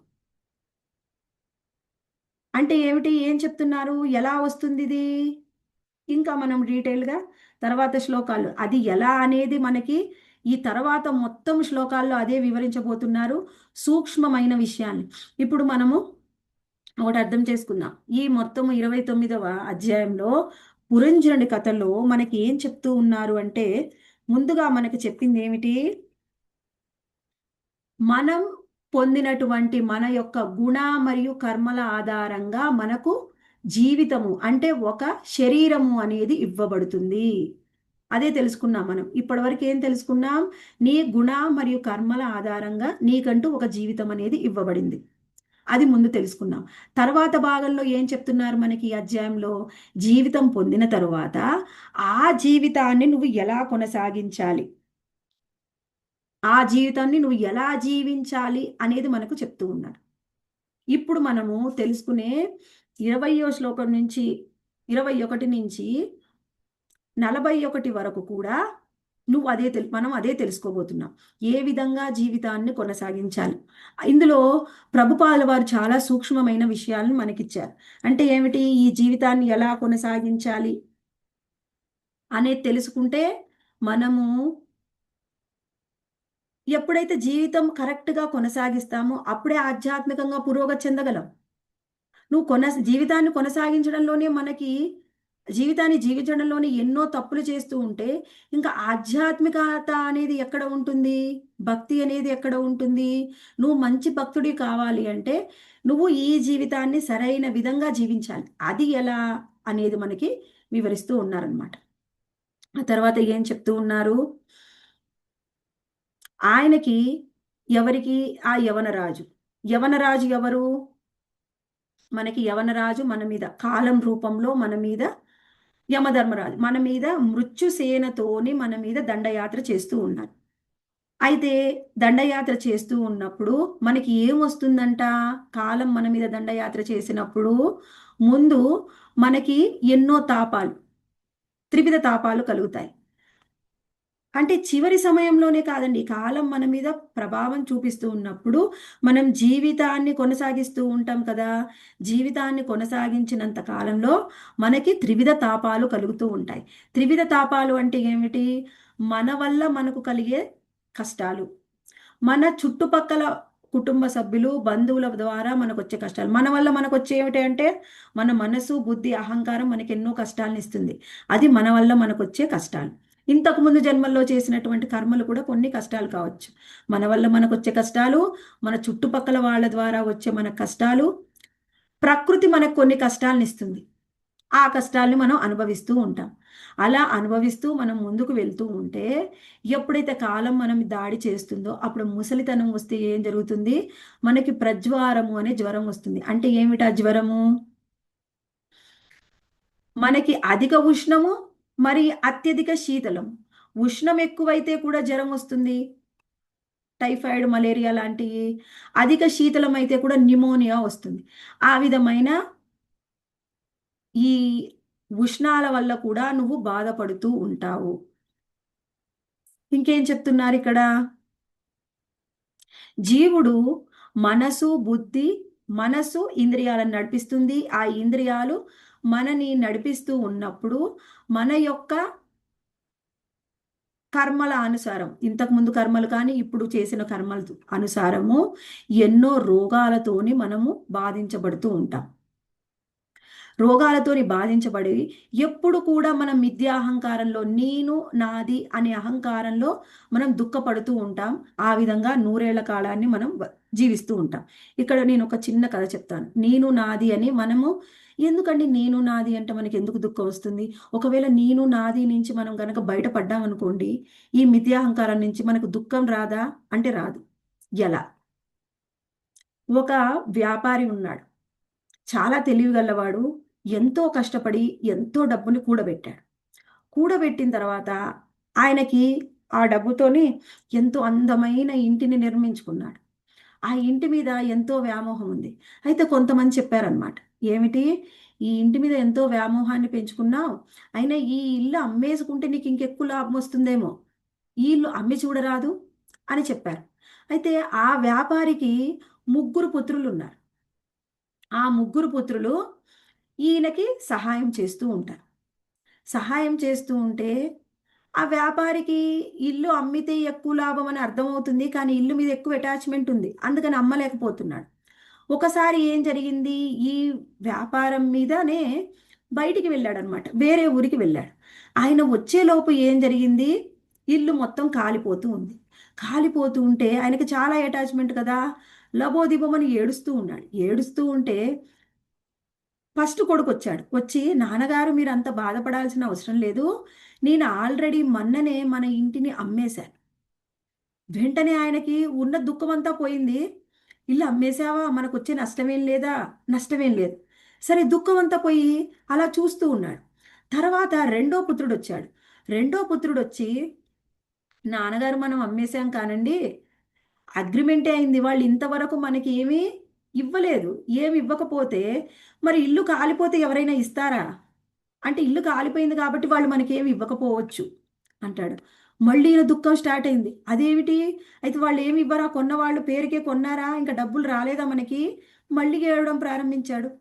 ఆ తర్వాత మూడో కొడుకు వచ్చాడు. మూడో కొడుకు వచ్చి, నాన్నగారు ఆ తీసుకున్న ఆయన ఆల్రెడీ ప్రామిస్ చేశాడండి, ఎట్టి పరిస్థితుల్లో నేను ఇంటిని తీసుకుంటాను అని, అందుకని మీరు దుఃఖపడాల్సిన అవసరం లేదు. వెంటనే ఆయనకు ఆనందం, దుఃఖం అంతా పోయింది, ఆనందం. అంటే ఇక్కడ ఏమిటి, ఆయనదే ఆ ఇల్లు, ఆ వ్యక్తి చూస్తూ ఉన్నాడు. కానీ ఎప్పుడైతే నేను ఇల్లుని అమ్మాను అని మొదటి పుత్రుడు వచ్చి చెప్తే వెంటనే దుఃఖం పోయింది. రెండో పుత్రుడు వచ్చి చెప్పాడు, నేను డబ్బు తీసుకోలేదంటే దుఃఖం వచ్చింది. మూడో పుత్రుడు వచ్చి చెప్పాడు, ఖచ్చితంగా ఇల్లు తీసుకుంటాడు అంటే మళ్ళీ సుఖం. అంటే ఏంటి, ఆ ఇల్లుతోని నువ్వు ఏ విధమైన బంధాన్ని కలిగి ఉన్నావో దాన్ని బట్టే నీ సుఖము దుఃఖము అనేది ఆధారపడి ఉన్నాయి. అంటే ఈ లోకంలో ఉన్న ప్రతి ఒక్క విషయము, వస్తువు, వ్యక్తితోని నువ్వు ఏ విధంగా బంధము, ఏ విధంగా బంధం అంటే బంధం ఉంది, భౌతికంగా బంధాలు ఉంటాయి, కానీ మానసికంగా నువ్వు ఏ విధమైన భావాన్ని కలిగి ఉన్నావు దాన్ని బట్టే నీకు సుఖము దుఃఖం. అర్థమైందా అండి? నేను నాది అనే దానికి, నేను నాది అనే దాంట్లో మనం ఉంటే, ఆ నేను నాది అనే దాంట్లోంచి బయటపడితే మనకు వచ్చే సుఖము దుఃఖం. ఇదే మొత్తము. ఆధ్యాత్మికంగా నువ్వు భక్తిలో పురోగతి చెందాలి అంటే మనం నేర్చుకోవలసినటువంటి మొట్టమొదటి పాఠము ఇది. నేర్చుకుంటే ఇక నేర్చుకోవాల్సిన పాఠాలు ఏం లేవు. నేను నాది నుంచి మనం బయటపడడమే. ఎప్పుడైతే అప్పుడు బయటపడతామో అప్పుడు వైరాగ్యం వస్తుంది, ఆటోమేటిక్గా భక్తిలో పురోగతి చెందుతాం. ఈ దీని నుంచి బయటపడడం కోసమే మనం చేసే ఇన్ని కష్టాలు. మనం ఈ చేసేది ఏం చెప్తున్నాడు కృష్ణుడు మనకేం చెప్తాడు? మొత్తం భాగవతంలో ఒక్కొక్క స్కందంలో ఒక్కొక్క విధమైన జ్ఞానాన్ని ఇస్తూ ఉంటాడు. అసలు ఒక్కొక్కసారి అనిపిస్తుంది, ఎక్కడ మొదలుపెట్టాడు, ఎక్కడికి వెళ్తున్నాడు, ఈ స్కందంలో ఏం చెప్పాడు, ఆ స్కందంలో ఏం చెప్పాడు, ఇక్కడ ఏదో ఒక స్టోరీ చెప్తాడు, ఆ తర్వాతనేమో ముందు మనకి దక్షుడి స్టోరీ చెప్పాడు, ఆ తర్వాత ఏమో పురంజనుడి స్టోరీకి వచ్చాడు, ఆ తర్వాతనేమో మనకి వెళ్తాడు ధ్రువ మహారాజ్ స్టోరీలోకి వెళ్ళిపోతాడు. ధ్రువ మహారాజ్ స్టోరీ కూడా చర్చించాం. ఎందుకు చెప్తున్నాడు, ఈ ఒక్కొక్క స్టోరీకి కనెక్షన్ ఏమిటి, మనకి ఏం చెప్పాలనుకుంటున్నారు అంటే, ఒక్కొక్క స్టోరీ ద్వారా, అంటే స్టోరీ అని చెప్తున్నంత మాత్రాన్ని ఇంతకుముందు జరగలేదు మాతాజీ అందుకని స్టోరీ అంటున్నారు, అలా కాదు. ఇంతకుముందు జరిగినవే, కానీ మనం చర్చించుకునేవి కథల రూపంలో చర్చించుకుంటున్నాం. ఆల్రెడీ జరిగినవే అండి, అన్నీ జరిగాయి. అయితే ఈ పురంజనుడు మాత్రం ఓన్లీ యథారూపంగా ఒక కథ మాత్రమే. అయితే ఇక్కడ మనం ఏం చెప్తున్నారు అంటే, మన సూక్ష్మ శరీరము, స్థూలమైనటువంటి సూక్ష్మ శరీరము, స్థూలమైన శరీరము, ఈ రెండు కూడా, ఈ రెండిటితో మనం చేసేది. ఇప్పుడు మనము, మన చైతన్యం ఎలా ఉంటుందంటే, మన చైతన్యము ఇప్పుడు భౌతికమైన శరీరానికి ఏదైనా ఒక దుఃఖం వచ్చిందనుకోండి, ఏమిటి, భౌతికమైన శరీరానికి ఏదైనా ఒక దెబ్బ తగిలింది, వెంటనే ఏం జరుగుతుంది, స్థూల శరీరం బాధపడుతూ సూక్ష్మ శరీరం కూడా బాధపడుతూ ఉంటుంది. బాధపడి, నా కాలికి దెబ్బ తగిలితే బాధ అనేది మనస్సు కూడా అనుభవిస్తుంది. తరువాత ఈ రెండు అనుభవిస్తే ఈ ప్రభావం ఆత్మ మీద కూడా పడుతుంది. అంటే ఇక్కడ మనకి ఏం చెప్తున్నారు, ఈ స్థూల సూక్ష్మ శరీరాలని రెండిటిని కూడా మన అసలైన చైతన్యము, మన అసలైన చైతన్యము ఏమిటి, ఈ ఆత్మకున్న చైతన్యం. అది ఏమిటి, నేను అనేది ఒక జీవాత్మని, నేను అనేది స్థూల శరీరం కాదు, సూక్ష్మ శరీరం కాదు. ఈ స్థూల శరీరము, సూక్ష్మ శరీరాన్ని ఆత్మ నుంచి విడగొట్టాలి. అంటే ఏమిటి, మొత్తం సపరేట్ చేసేయాలి, మనం చనిపోవాలని కాదు, మన చైతన్యాన్ని వాటి నుంచి వేరు చేయాలి. అది వేరు చేయడం కోసమే భాగవతంలో ఇన్ని కథల రూపంలో మనకి వివరిస్తూ ఉన్నాడు జ్ఞానాన్ని. స్వయంగా వ్యాసదేవుడు ఏం చెప్తున్నాడు మనకి, వ్యాసదేవుడు చెప్పే ఒక్కొక్క కథలో మనం ఒక్కొక్కటి తెలుసుకోవాలి. ఈ ప్రాచీన పరిషదుడికి ఈ పురంజనుడి కథ ద్వారా మనకి ఏం చెప్తున్నారంటే, నువ్వు వైదికంగా జీవిస్తూ ఉన్నప్పటికీ కర్మకాండని నువ్వు కొనసాగిస్తూ ఉన్నట్టు కర్మకాండలో ఉన్నప్పటికీ అది అసలైన లక్ష్యం కాదు. నువ్వు కర్మకాండలో ఉన్నప్పటికీ నువ్వు ఎంతో దుఃఖాన్ని పొందుతావు, అది కాదు మన యొక్క లక్ష్యము అనే విషయాన్ని మనకు వివరించబోతున్నారు. అంటే మన స్థూల శరీరము, సూక్ష్మ శరీరము కూడా ఎన్నో విధమైన బంధాలతోని బంధించబడి ఉంటుంది. కర్మకాండతోని, జ్ఞానకాండతోని, అదే కనుక కృష్ణుడితోని కొంచెం రిలేట్ చేస్తే అదే కర్మయోగము, జ్ఞానయోగం అవుతాయి.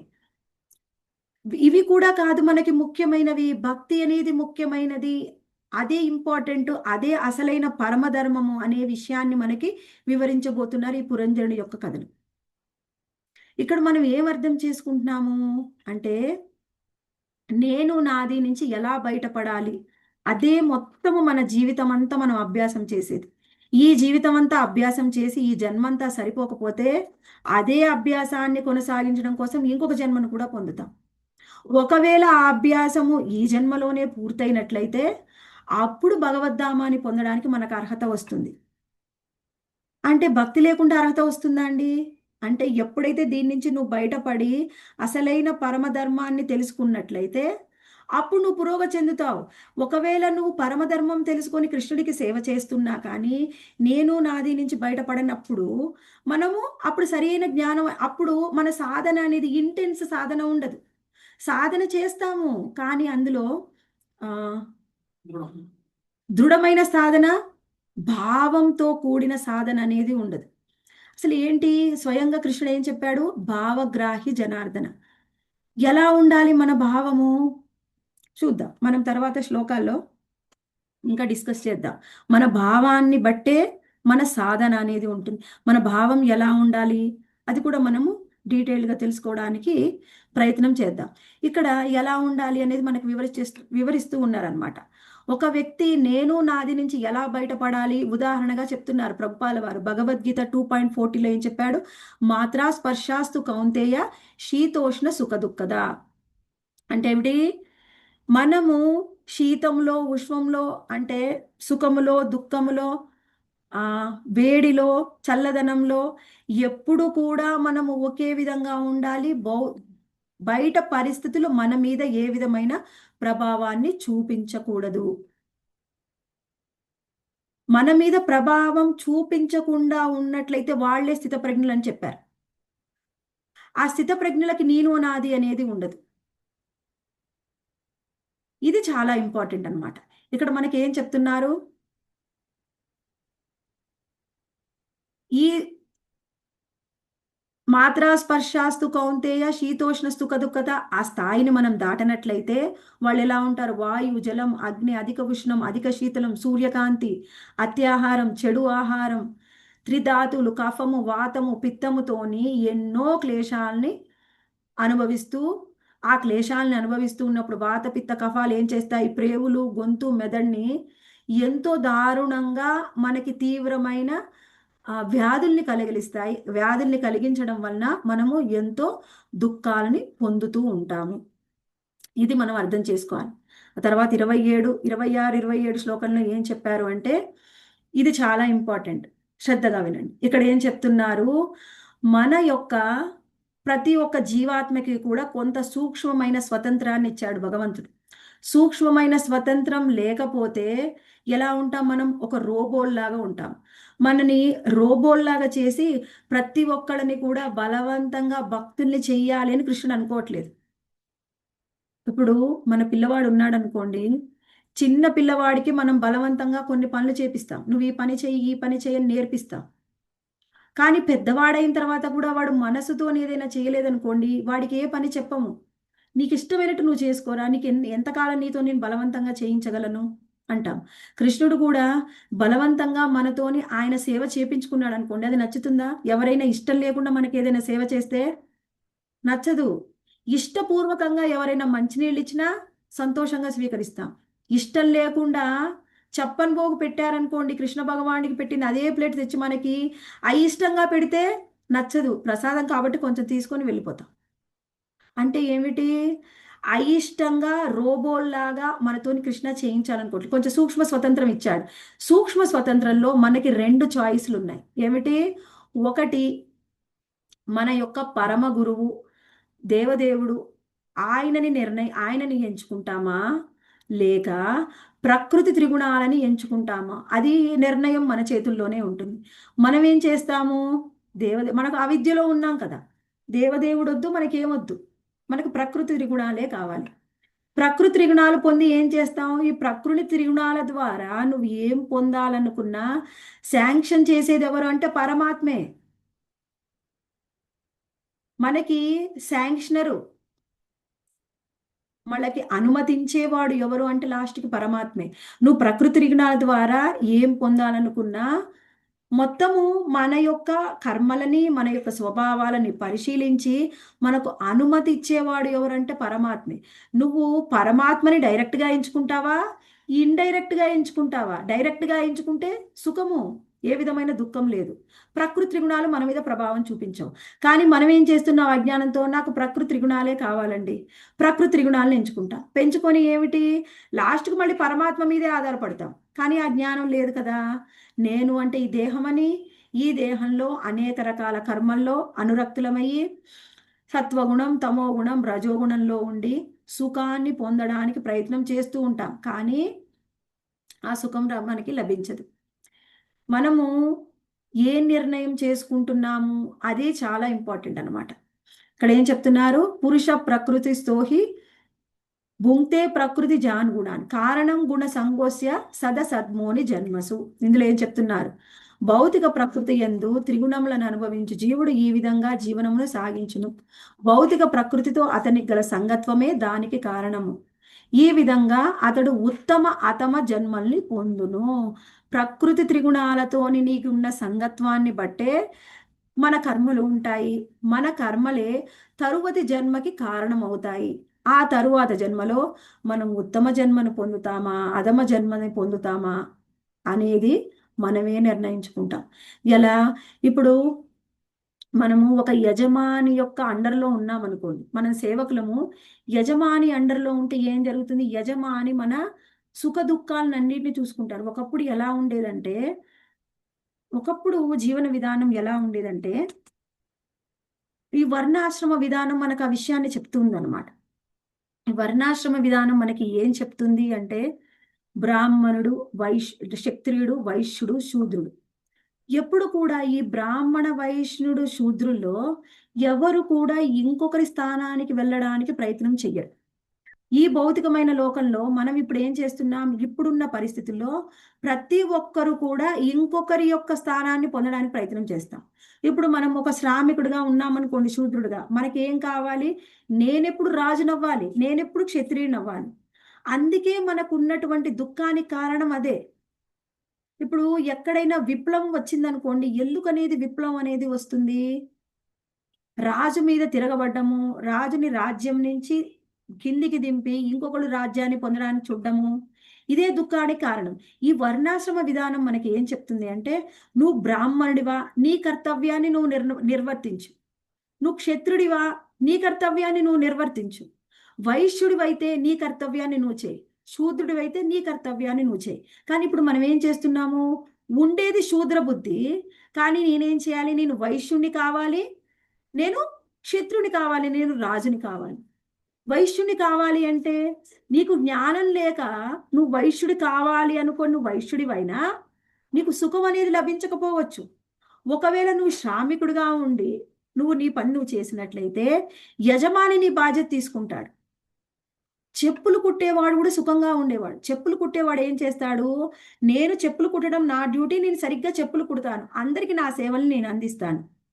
నేను సేవల్ని అందిస్తే వాళ్ళు నాకు కొంత సుంకాన్ని ఇస్తారు, దానితో నేను సంతోషంగా ఉంటాను. ఎవరు కూడా ఒకళ్ళ స్థాయి నుంచి ఇంకొక స్థాయికి మారడానికి ప్రయత్నం చేసేవాళ్ళు కాదు. అందుకే అసలు వాళ్ళకి దుఃఖం అనేదే ఉండేది కాదు. మన ఈ భౌతికమైన లోకంలో ఎవరు కూడా వాళ్ళ యొక్క స్థానం నుంచి, వాళ్ళ యొక్క స్థితి నుంచి సంతోషం లేదు. ఎప్పుడు ఇంకొకరి స్థానంలోకి వెళ్ళడానికి ప్రయత్నం చేస్తూ ఉంటాం. అందుకే మనకు వచ్చే దుఃఖాలన్నిటికీ కూడా కారణం. కారల్ మార్క్స్ ఆయన మొత్తము అందరి యొక్క, అన్ని దేశాల యొక్క సంస్కృతి సంప్రదాయాలన్నిటిని కూడా ఆయన పరిశోధన చేశాడు. పరిశోధన చేస్తే అన్ని దేశాల్లో కూడా ఎన్నో రకాల తిరుగుబాట్లు జరిగాయి. తిరుగుబాటు జరిగి అంతకు ముందు ఉన్నటువంటి రాజుని వాళ్ళ దేశాధినేతని దింపడము, కొత్త వాళ్ళు ఎక్కడానికి ప్రయత్నం చేయడము, వాళ్ళు నచ్చక ఎన్నో రకాల యుద్ధాలు జరగడము అలాంటివి జరుగుతున్నాయి. కానీ భారతదేశంలో ఒక్కటి కూడా అలాంటి తిరుగుబాటు అనేది లేదంట. ఒకప్పుడు లేదండి. తరువాత ఎప్పుడైతే మనని పరిపాలించడానికి అన్య మతస్థులు, అన్య దేశస్తులు వచ్చాయి, ఆ తర్వాతనే మొదలయ్యాయి. అప్పట్లో ఎలా ఉండేవాడంటే రాజు కూడా ఆయన బాధ్యత 100% నిర్వర్తించేవాడు. రాజు ఎలా ఉండేవాడు? ఉదయం లేవగానే ఆయన యొక్క విధి విధానాలన్నిటిని పాటించేవాడు. ఉదయం లేవగానే నాకున్నది ఏమిటి విధి విధానం? నేను భగవంతుడి సేవ చెయ్యాలి, బ్రాహ్మణులకు సేవ చెయ్యాలి, ఆ బ్రాహ్మణులకి సాధువులకి దాన ధర్మాలు చెయ్యాలి. అప్పుడు మాత్రమే ఆయన దైనందిన కార్యక్రమాల్లోకి వెళ్ళేవాడు. ఆయన ఎలా ఉండేదంటే, ఈ విధంగా నేను చేయడం వలన రాజుగా నేను నాకు ఇచ్చినటువంటి నా డ్యూటీ నేను సరిగ్గా కొనసాగించగలను, లేకపోతే రాజుగా నా బాధ్యత నేను చేయడానికి నాకు శక్తి సామర్థ్యాలు ఉండవు. ఆ విధంగా ఉండేది. ఆ రాజు ఎవరైతే ఉంటారో, ఇప్పుడు ఒక కుటుంబంలో 10 మంది అన్నదమ్ములు ఉన్నారనుకోండి, ఎవరికైతే రాజ్యాధికారం ఆల్రెడీ ఇచ్చారో ఆ రాజు చెప్పిన మాట మిగిలిన వాళ్ళందరూ కూడా తూచా తప్పకుండా పాటించేవారు. ఇప్పుడెలా? అదేమిటి మా అన్నయ్యకి ఇవ్వడము రాజ్యము నాకెందుకు ఇవ్వలేదు? అదేంటి మా తమ్ముడికి ఇచ్చేదేంటి? మా నాన్నగారు నాకెందుకు ఇవ్వలేదు? అందుకని వాడిని కిందికి దోసి నేను పోయి ఆ ప్లేస్లో కూర్చుంటాను. అప్పుడేం జరిగింది? ఎజిటేషన్. ఆ అన్నకి సుఖం ఉండదు, తమ్ముడికి సుఖం ఉండదు, ఆ రాజ్య ప్రజలకి ఎవరికీ సుఖం ఉండదు. ఎప్పుడు వాళ్ళు కొట్టుకోవడమే, రాజ్యం గురించి ఇంకెప్పుడు ఆలోచిస్తారు. ఇప్పుడు కూడా మనకి చూస్తే 5 సంవత్సరాలు ఒక నాయకుడు ఉంటాడు. ఆయన ఏం చేస్తాము? ఆయనకు పాపం ఏదో కరెక్ట్ నిర్ణయం తీసుకోవాలని ఉంటుంది. కానీ ఈ అజ్ఞానంతో కూడిన ప్రజలు ఏం చేస్తారు? స్వార్థంతో ఆయన ఈ తీసుకున్న నిర్ణయాన్ని వీళ్ళు హర్షించరు. అప్పుడు ఆ రాజు ఏమంటాడన్న నాయకుడు, నేను ఇలా చేస్తే నాకు ఓట్లు పడవేమో, నేను ఏం చేస్తే ఓట్లు పడతాయో నేను ఆ పనే చేస్తాను. ప్రజలకి ఏం మంచి జరుగుతుంది నాకు సంబంధం లేదండి, నాకు ఓట్లు పడేది నేను చేస్తానంటే మరి నాకు అధికారం కావాలి కదా. ఒకప్పుడు ఎలా ఉండేది? ప్రజలకి నచ్చుతుందా లేదా సంబంధం, ప్రజలకి ఏది మంచిది అదే చేస్తాను. ఇప్పుడు మనకి ఏమిటి? లౌకికమైన రాజ్యం. భగవద్గీతని, భాగవతాన్ని ఎవరికి వెళ్ళి బహిరంగంగా బోధించకూడదు. స్కూల్కి వెళ్ళొద్దు, కాలేజీకి వెళ్ళొద్దు, ఆఫీస్కి వెళ్ళొద్దు, హాస్పిటల్కి వెళ్ళొద్దు. ఎందుకంటే లౌకికమైన రాజ్యం. ఎందుకు? ఒకవేళ ఎవరైనా అది తీసేసి మీరు ఎక్కడికైనా వెళ్ళి బోధించండి అంటే నెక్స్ట్ టైం వాడు రాడు, అధికారంలోకి రాడు. నాకు అధికారమే రాదు, మరి నేను ఎలా అలాంటి రూల్ పాస్ చేస్తాను అంటే ఏమిటి? అధికారంలో ఉండడానికి నువ్వు ఏ విధమైన రూల్ పాస్ చేస్తే, ఏ విధమైన నియమ నిబంధనలు విధిస్తావో అప్పుడు అధికారం వస్తుందో అవే తీసుకుంటాడు. ఆయనకి ఇష్టమైన విధంగా రాజ్యాన్ని నిర్వర్తించడానికి ఆయనకు అంత శక్తి సామర్థ్యాలు లేవు. 5 ఏళ్లలో వెళ్ళిపోవాలి, 4 ఏళ్లలో వెళ్ళిపోవాలి. ఇంకా తప్పులు చేస్తే ముందే లాగి పక్కకు పడేస్తాం, ఇంకొకడు వస్తాడు. అలా ఉన్నంత కాలం ఎప్పుడు కూడా మన క్షేమం గురించి రాజు ఆలోచించలేడు. ఈ వర్ణాశ్రమ ధర్మంలో మనకి ఏం చెప్తున్నారంటే, నువ్వు ఏ స్థితిలో ఉన్నా నువ్వు సంతోషంగా ఉండు. ఒకరి స్థితి నుంచి ఇంకొక స్థితికి ఇంకొకరి యొక్క స్థాయికి, వాళ్ళ యొక్క స్థానానికి వెళ్ళడానికి ఎవరు ప్రయత్నం చేసేవారు కాదు. కాబట్టి వాళ్ళకి అసలు దుఃఖం అనేదే లేదు. మనకు వచ్చిన దుఃఖం అంతా ఎక్కడి నుంచి వచ్చింది? నా స్థానం నాకొద్దు, నాకు వేరే వాళ్ళ స్థానం కావాలి. నీ స్థానంలో నీ బాధ్యత నువ్వు సరిగ్గా నిర్వర్తించకుండా వేరే వాళ్ళ స్థానం తీసుకుంటే నీకు ఎప్పుడు దుఃఖమే. ఈ వర్ణాశ్రమ విధానం ఏమిటి? క్రమముక్తి. ఎలా వస్తుంది? నువ్వు నీ బాధ్యతని సరిగ్గా నిర్వర్తించినట్లయితే ఆటోమేటిక్గా నువ్వు ఉన్నతమైన చైతన్యానికి వెళ్తావు. ఈ ఉన్నతమైన చైతన్యము, ఈ జన్మలో నువ్వు ఉన్నతమైన చైతన్యానికి వెళ్తే నీకు ఉన్నతమైన జన్మ లభిస్తుంది. అప్పుడు నువ్వు సరిగ్గా నిర్వర్తించినట్లయితే ఇంకా ఉన్నతమైన జన్మ. అదే క్రమముక్తి. కనీసం వర్ణాశ్రమ ధర్మాన్ని ఆచరించు, నీకు క్రమముక్తి వస్తుంది. అయితే అది ఆచరించడానికి మనం సిద్ధంగా లేము. అసలు వర్ణాశ్రమ ధర్మం అంటే ఏమిటో మనకు తెలియదు, చెప్పినా అర్థం కాదు. కాబట్టి ప్రభుపాల వారు శ్రీల భక్తి సిద్ధాంత సరస్వతి ఠాకూర్లు ఏం చేశారంటే మనకి ఏం చెప్పారు? వర్ణాశ్రమ ధర్మం మీకు అర్థం కాదు, మీరు పాటించలేరు, ఇవన్నీ విడిచిపెట్టండి. కేవలం కృష్ణ భక్తే. కృష్ణ భక్తి అది క్రమముక్తి కాదు. అదేమిటి? డైరెక్ట్ నివృత్తి మార్గం. అది ఎలా ఆచరించాలి అనేది చెప్తున్నారు. ఇవన్నీ కూడా సూక్ష్మంగా ఉంటాయి. మనము శ్రద్ధగా వింటే అనకి ఏమర్థం అవుతుంది అంటే, అసలు ఈ లోకం ఎలా నడిపించబడుతుంది తెలిస్తే అప్పుడు దాని నుంచి మనం బయటపడగలం. ముందు జ్ఞానం ఉంటే బయటపడే అవకాశం ఉంటుంది. అసలు జ్ఞానమే లేకపోతే ఎలా బయటపడతాం? అది సాధ్యం కాదు. అందుకని మనం తెలుసుకోవాలి. ఆ తర్వాత 28వ శ్లోకంలో ఏం చెప్తున్నారు? సత్వగుణయుతులు వేదోపదేశం అనుసరించి పుణ్యవర్తనము కలిగి యుందురు. ఆ విధంగా వారు దేవతలు వసించు ఉన్నత లోకములను చేరగలరు. రజోగుణము మర్త్యలోకమునందు నానావిధ ఉత్పాద కర్మల్లో నియుక్తులగుదురు. అదేవిధంగా తమోగుణ ప్రభావాలు నానా విధము క్లేశములను లోనై జంతుజాలమున వసిందురు. ఇక్కడ చెప్తున్నా, ఎప్పుడైతే సత్వగుణంలోకి ఉంటామో, సత్వగుణంలోకి ఎప్పుడు వస్తాం, ఇది చాలా ఇంపార్టెంట్. ఎవరైతే వాళ్ళకు ఇచ్చినటువంటి నియమ నిబంధనల్ని ఆచరిస్తూ ఉంటారో ఆ తర్వాత గృహస్థుడు దాన ధర్మాలు చేయాలి. ఎప్పుడు దాన ధర్మాలు చేయాలి? ఎవరికి చేయాలి? సాధు సంతులకు చేయాలి. నువ్వు దాన ధర్మాలు సాధువులకు చేస్తూ ఏ విధంగా? నీ శక్తి మేరకు.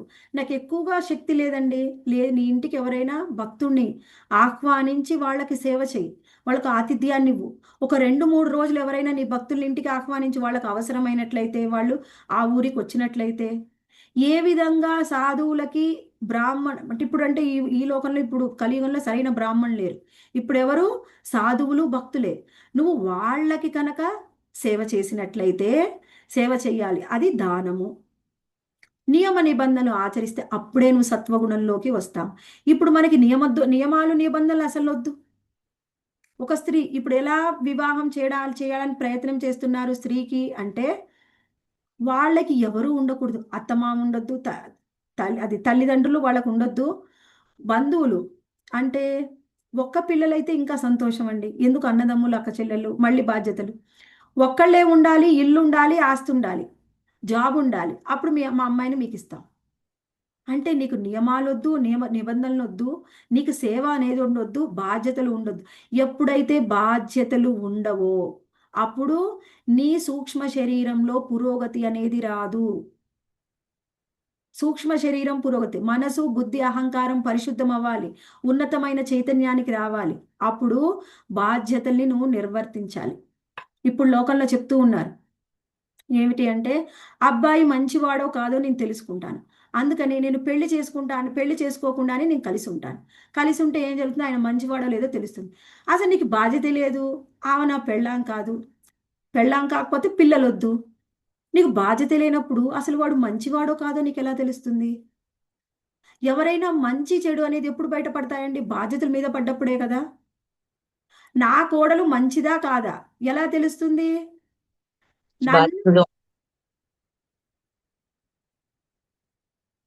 నన్ను సరిగ్గా చూసుకుంటే కదా, అత్తమామని చూసుకుంటే సరిగ్గా కోడలా కాదా, నా భార్య మంచిదా కాదా, ఆ భర్తకి ఏమైనా కష్టం వస్తే కదా భార్య మంచిదా కాదా తెలిసేది.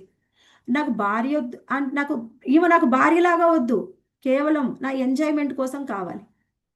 భార్య లేదు, పిల్లలు లేదు, అత్తమామలు లేరు, నువ్వు మంచివాడివా కాదా ఎలా తెలుస్తుంది? అన్ని మంచిగా లోపల ఉంటే చెడే, కానీ బయటికి ఏముంది? హాయిగా ఎంజాయ్మెంట్. నేను సంపాదించుకుంటాను, నాది నేను తింటాను, నాది నేను తిరుగుతాను, అయిపోయింది. నీవు బాధ్యతే లేదు, నువ్వు మంచివాడివా కాదో తెలియదు. అసలు ఉన్నతమైన చైతన్యం ఎక్కడొస్తుంది? అసలు మన చైతన్యం ఎలా శుద్ధి అవుతుంది? ఇది ఒక్క విషయాన్ని నేను చెప్తాను, కొంచెం శ్రద్ధగా వినండి. ఎందుకంటే కృష్ణుడు మనకి ఏం చేస్తాడంటే, శ్రీకృష్ణ భగవానుడు మనకు కొన్ని భౌతికమైన పరిస్థితులను ఇస్తాడు. ఆ భౌతికమైన పరిస్థితుల్లో మనకు ఒక విధమైన స్వభావం ఉన్న భార్య, భర్త, పిల్లలు, అత్తమామలు, బంధువులు మనకి ఇవ్వబడతారు.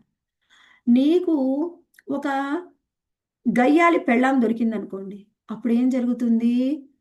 ఓహో, గయ్యాలి పెళ్ళాం ఇలా ఉంటుందా, అందుకని ఈ పెళ్ళాం మీద నేను ఎక్కువగా మోహాన్ని పెంచుకోవాల్సిన అవసరం లేదు, ఆమెతో ఉండు, నీ బాధ్యతలు నువ్వు చేయి, హాయిగా మోహం లేదు, వైరాగ్యం వచ్చేసింది, భక్తిలో పురోగతి చెందుతాను.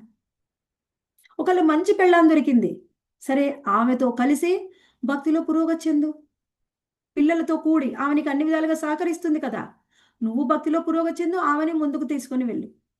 అహంకారి భర్త దొరికాడు అంటే ఏమిటి? అంతా బాగుంటే నేను వాళ్ళతో బాగుంటాను, ఎవరైతే అహంకారం నాకు చూపిస్తారో నేను కూడా వాళ్ళకి ఎదురు తిరుగుతాను. అంటే నీలో వినయం లేదు, నీలో హంబుల్నెస్ లేదు, నీకు వినయం నేర్పించాలనుకుంటున్నాడు భగవంతుడు. ఇప్పుడు మనలో ఉన్న అనర్థాలన్నిటినీ ఒక్కొక్కటిగా మనం ఎలా తొలగించుకోగలం? మన చుట్టూ ఉన్నటువంటి పరిస్థితులు, విషయాలు, వ్యక్తుల ద్వారానే మనలో ఉన్న అనర్థాలు తొలగిపోతాయి. ఇప్పుడు మన చుట్టూ ఉన్న కొంతమంది కుటుంబ సభ్యులు ఉన్నారు, కొంతమంది రకాల మనస్తత్వాలు కలిగిన భక్తులు ఉన్నారు. వాళ్ళతో నువ్వు ఎలా వ్యవహరిస్తున్నావు దాన్ని బట్టే కృష్ణుడు ఏం చేస్తాడు, భగవద్ధామంలో అందరూ నా భక్తులే, నువ్వు వాళ్ళతో ఎలా వ్యవహరిస్తావో నాకు అర్థమవుతుంది. నీకు అందుకని కొన్ని ప్రత్యేకమైన పరిస్థితులను ఇస్తాను, ఆ పరిస్థితుల్లో ఎలా ఉండాలో కరెక్ట్గా నువ్వు ఉండు. లేదండి నేనైతే ఒప్పుకోను, నాకు అన్నీ కరెక్ట్గా ఉంటేనే ఉంటాను. ఎవరైనా నన్ను ఏమన్నా ఒక చిన్న మాట అన్నా, నన్ను ఏ విధంగా బాధ పెట్టినా, ఇబ్బంది పెట్టినా నేను వాళ్ళని సేవించను. వాళ్ళు ఒకటంటే నేను 4 అంటాను. ఇంకేముంటే నువ్వు ఫెయిల్ అయిపోయావు కదా, ఇక్కడే ఫెయిల్ అయ్యావు, ఇంకా నువ్వు భగవద్ధామానికి ఎలా వెళ్తావు?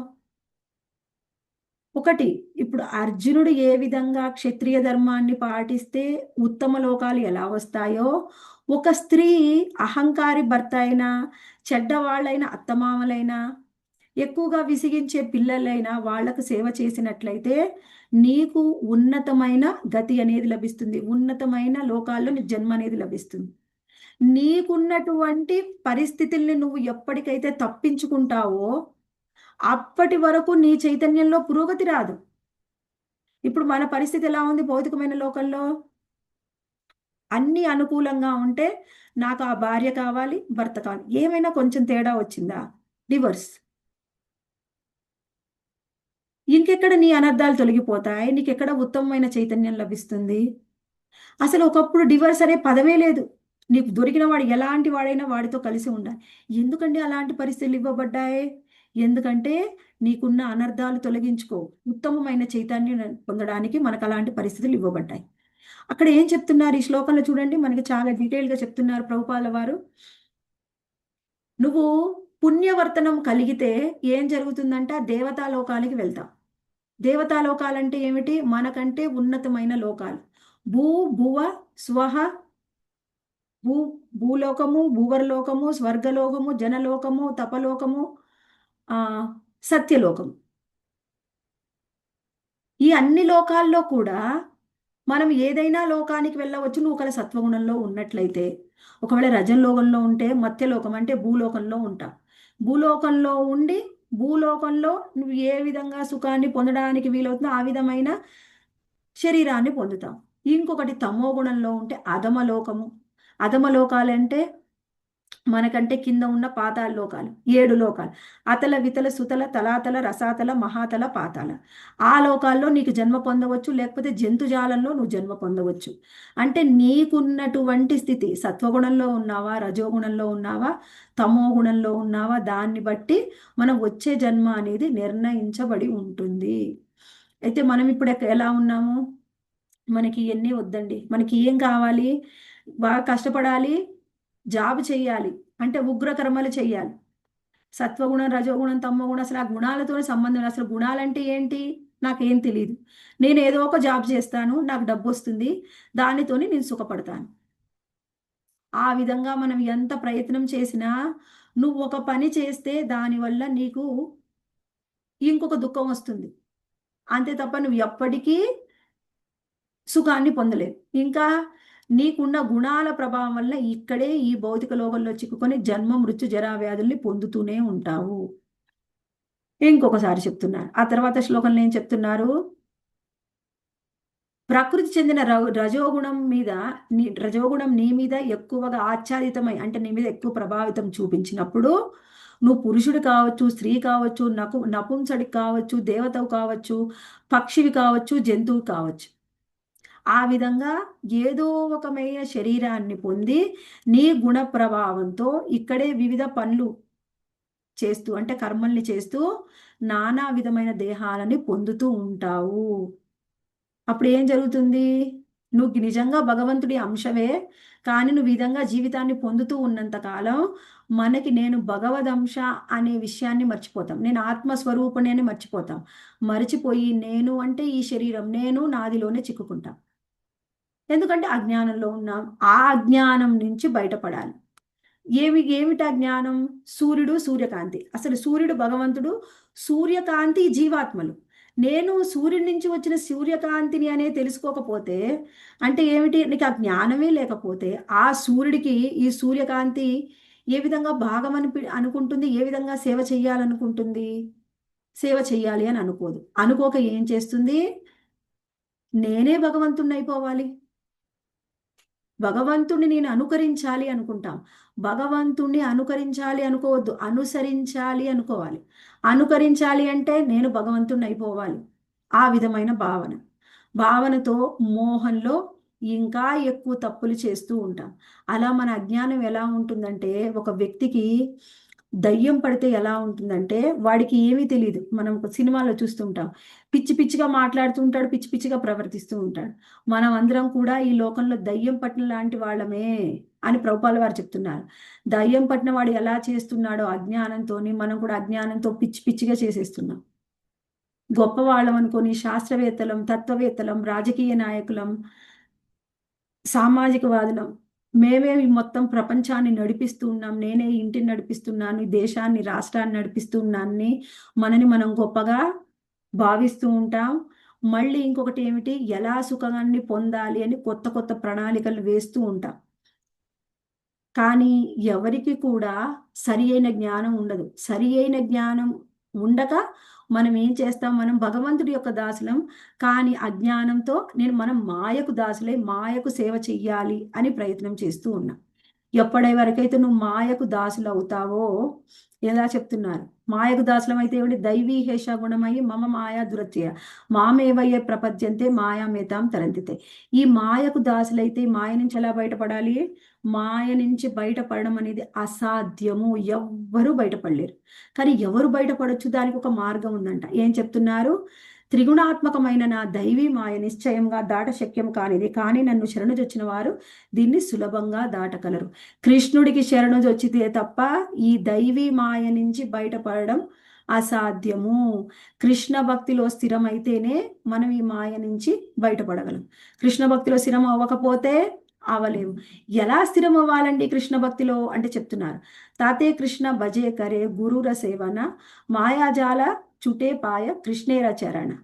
కృష్ణ భక్తి భావనా స్థితిలో జీవుడు గురువు గారి నేతృత్వంలో భక్తియుత సేవలో నిలవకొనగలడు. ఆ ప్రకారం మాయాబంధం నుంచి బయటపడి శ్రీకృష్ణుడు భగవానుని పాద పద్మలను ఆశ్రయించు. నేను కృష్ణ భక్తిలో ఉన్నానండి, సేవ చేస్తూ ఉన్నానండి అంటే సేవ చేయడమే కాదు, గురువు ద్వారా జ్ఞానాన్ని పొంది అజ్ఞానం నుంచి బయటపడు. అప్పుడే భగవత్ పాద పద్మలను ఆశ్రయించగలవు. నువ్వు అజ్ఞానం నుంచి బయటపడాలి అంటే జ్ఞానం పొందాలి. జ్ఞానం ఎవరిస్తారంటే గురువు ఇస్తారు. అంటే గురువుని తప్పకుండా ఆశ్రయించాలి అనే విషయాన్ని చెప్తున్నారు. అయితే మన పరిస్థితి అంట ఇంకా ఘోరంగా వివరిస్తున్నారు చూడండి ప్రభుపాల వారు. తర్వాత శ్లోకంలో ఏమంటున్నారు, ఒక ఆకలి వేసిన కుక్క ఎలా ఇంటింటికి తిరుగుతుంది, ఎవరైనా పెడితే పెడతారు, లేకపోతే కర్ర దెబ్బలు కొడతారు, గెంటేస్తారు. దొరికితేనా ఏమైనా తింటుంది కుక్క, లేకపోతే లేదు. మన పరిస్థితి కూడా అంతే. ఏమిటి మనకు కావాల్సిన ఆకలి ఏంటి? సుఖము, సంతోషము, నేను భోగించాలి, నేను భోగించాలి. భోగించాలని ఏం చేస్తాము? వివిధ రకాల దేహాల్ని పొందుతాము. సుఖం వస్తుందా? వస్తే కొంత వస్తుంది, లేకపోతే లేదు. కానీ ఎన్నో రకాల కష్టాలు, బాధలు. ఎరా కుక్కని కర్రతోని కొడతారో, ఈ భౌతికమైన త్రిగుణాలు మనం వివిధ రకాల దేహాల్ని పొందినప్పుడు మనని ఇష్టం వచ్చినట్టుగా బాధపడుతుంది తీవ్ర తాపాలతో. మనం ఏం చేస్తున్నాము? కుక్కలాగా ఎంగిలి కూడు కోసం బాధపడుతూ ఉన్నాం. కానీ మన తండ్రి ఉన్నాడు, మనని దగ్గరికి తీసుకోవడానికి ప్రయత్నం చేస్తూ ఉన్నారు. ఒకవేళ నువ్వు కుక్కగా మారాలి అనుకుంటే కృష్ణ భగవానుడి యొక్క కుక్కగా మారరాదా? కృష్ణుడి కుక్కగా మారితే ఆయన మనం చూసుకుంటాడు. మనకి భక్తి వినోద ఠాకూర్ చెప్పారనమాట, వైష్ణవ ఠాకూర తొమార కుకుర బలియ జానహ మోరే. ఒకవేళ నన్ను కృష్ణ ఇంకొక జన్మ పొందాలి, నాకు ఆ కర్మ ఉంది, నేను భగవద్ధామం పొందే అర్హత లేదు అనుకో, అప్పుడు నన్ను ఒక భక్తుడి యొక్క కుటుంబంలో కుక్కగా జన్మని పొందే అవకాశాన్ని, భక్తుడి ఇంట్లో కుక్కగా జన్మించినా నాకు ముక్తి వస్తుందేమో, భగవద్ధామానికి వెళ్తానేమో. కానీ ఒక అభక్తుడిగా పుడితే ఒక రాజునైనా సరే నాకు వచ్చే లాభమేం లేదు. ఉత్తమ వైష్ణవుడి ఇంట్లో మనం కుక్కగా పొందినా, కుక్క జన్మ వచ్చినా కానీ అది కూడా మంచిదే. ప్రభుపాల వారు చెప్తున్నాడు, కుక్క కావాలంటే కృష్ణ కుక్క కారాదా? ఎందుకు ఇంకా ఈ భౌతికమైన లోకంలో సుఖాన్ని పొందాలి అని ఎంగిలి కూడి కోసం పోయి అనవసరంగా ప్రతి ఒక్కరితో దెబ్బల్ని తింటూ ఉంటాం. మనం అంతే, సుఖం పొందాలని వచ్చి ప్రతి ఒక్కడి దెబ్బే. ఏమిటి? భార్య భర్తని కొట్టడం. కొట్టడమే కాదు, కొట్టడం అంటే కొట్టడమనే కాదు, బాధ పెట్టడం. బాధ పెడుతూ ఉంటే ఆ బాధలన్నీ భరిస్తూ ఉన్నాం. ఎందుకు నీకు ఆ బాధ? నువ్వు అంత సేవ చెయ్యాలి అంటే మాయకెందుకు సేవ చేస్తావు? కృష్ణుడికే డైరెక్ట్గా సేవ చేయొచ్చు కదా అని ప్రభుపాల వారు మనకు వివరిస్తున్నారు. తర్వాత 32వ శ్లోకంలో ఏమంటున్నారు? జీవులందరూ విధికి, ఇతర జీవులకి లేదా దేహ మనస్సులకు సంబంధించిన వివిధ దుఃఖములను హరించుటకు ప్రయత్నిస్తూ ఉంటారు. అయినా వారిని నివారించుటకు వారెన్ని ప్రయత్నాలు చేసినా ప్రకృతి నియమములచే బద్దులుగా ఉండవలసి వచ్చును. మనం ఎలా ఇక్కడ ఈ జీవితంని పొందినప్పుడు ఎన్నో దుఃఖాల్ని పొందుతూ ఉంటాం. అయినప్పటికీ ఇక్కడ దుఃఖాల్ని అనుభవిస్తూ ఎందుకు దుఃఖాన్ని పొందుతున్నాం? ప్రకృతి త్రిగుణాల ద్వారా బంధించబడినాం కాబట్టి మనం దుఃఖాన్ని పొందుతూ ఉన్నాము అని చెప్తున్నారు. ఇక్కడ మనం ఏం తెలుసుకోవాలి అంటే, ఒక్కొక్కళ్ళు అనుకుంటారు నేను ధనం పొందితే చాలా సుఖంగా ఉంటానండి. ధనం ఉన్నా కానీ దుఃఖంగా ఉండేవాళ్ళు, దుఃఖాన్ని పొందేవాళ్ళు ఎంతో మంది ఉంటారు ఈ లోకంలో. మీరు ఏదైనా ఉండనివ్వండి, వాళ్ళు మనకు బయటని చూస్తే అబ్బా వీళ్ళకి ఎంత ధనం ఉంది, వీళ్ళు ఎంత గొప్పవాళ్ళు, అసలు వీళ్ళ కుటుంబంలో దుఃఖం అనేదే ఉండదనుకుంటా, వాళ్ళు ఎంత బాగున్నారో, ఎంత మంచి భార్యనో, ఎంత మంచి భర్తనో అనిపిస్తుంది. అసలు లోపలికి వెళ్తే కానీ వాళ్ళ ఇంట్లో పరిస్థితులు మనకు అర్థం కావు. అప్పుడు మనకు తెలుస్తుంది వాళ్ళకంటే నేనే బెటర్, ఎట్లా ఉన్నా కాస్త పరిస్థితులు నాకే బెటర్గా ఉన్నాయి కాస్త అనిపిస్తుంది. మనకు కూడా అలానే ఉందన్నమాట పరిస్థితి. ఎప్పుడైతే మనము ధనవంతులమైతే సుఖాన్ని పొందుతున్నాము అని అనుకుంటే అది అపోహే. ధనం అనేది సుఖాన్ని ఇవ్వదు. ధనం ఇంకా ఎక్కువ ఎజిటేషన్ కూడా ఇవ్వచ్చు. ఎలా అంటే కొంతమంది ధనవంతులైన పిల్లలు ఎన్ని ఆస్తులుంటే అన్ని ఎక్కువ గొడవలండి. ఈ పిల్లవాడికి ఏమి ఇవ్వాలి, ఆ పిల్లవాడికి ఏమి ఇవ్వాలి, ఈ ఇల్లు ఇవ్వాలా, ఆ ఇల్లు ఇవ్వాలా. ఈ ఇల్లు మెయిన్ సెంటర్లో ఉందండి, ఆ ఇల్లు కొంచెం దూరంగా ఉంది. ఆ ఇంటి కంటే ఈ ఇంటికి రేట్ ఎక్కువ వస్తుంది. సరే పోనీ అట్లా గొడవ పెట్టుకున్నాడు కదా అని వాడికి ఆ ఇల్లు వీడికి ఈ ఇల్లు ఇస్తే ఒక 6 నెలల్లో ఏం జరుగుతుంది? ఎక్కడ ఇంటికి అసలు వాల్యూ లేదనుకున్నాడో ఆ ఇంటి పక్కగా ఒక హైవే రోడ్డు వస్తుంది. ఏదో కొత్తది రాజధాని వచ్చింది అనుకోండి, ఏమవుతుంది? దానికి వాల్యూ పెరుగుతుంది. మళ్ళీ వచ్చి వీడి తల్లిదండ్రులతో గొడవ పెట్టుకుంటాడు ఫస్ట్ వాడు. వాడికి వస్తే ఏమో అంత వాల్యూ వచ్చింది, నా దానికి ఏ వాల్యూ లేదు. వాడిదేమో 25 కోట్లకు పోతుంది, నాదైతే 10 కోట్లు కూడా పలకట్ల. అందుకని మళ్ళీ గొడవ. అంటే అసలు 10 కోట్లు కూడా లేవు కదరా ఒకప్పుడు నీకు, ఇప్పుడు దొరికినాయి కదా సంతోషంగా ఉండరా? అమ్మ అలా ఎలా? ఏం కావాలో అది కూడా కావాల్సిందే. మా అమ్మకి 100 తులాల బంగారం ఉందండి అనుకోండి, ఏం జరుగుతుంది? 100 తులాల బంగారం ఏ కొడుక్కి ఎంత, ఏ కోడలికి ఎంత, ఏ కూతురికి ఎంత. అమ్మ పోయిన తర్వాత అమ్మ బంగారం గురించే ఆ 11 రోజులు గొడవ పెట్టుకుంటారు. అంటే భౌతిక లోకం అలానే ఉంది కదండి.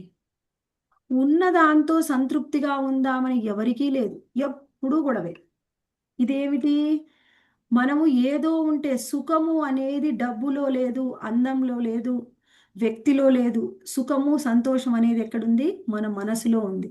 ఈ సుఖము సంతోషం ఎక్కడి నుంచి వస్తుంది? అదే మనం తెలుసుకోవాలి.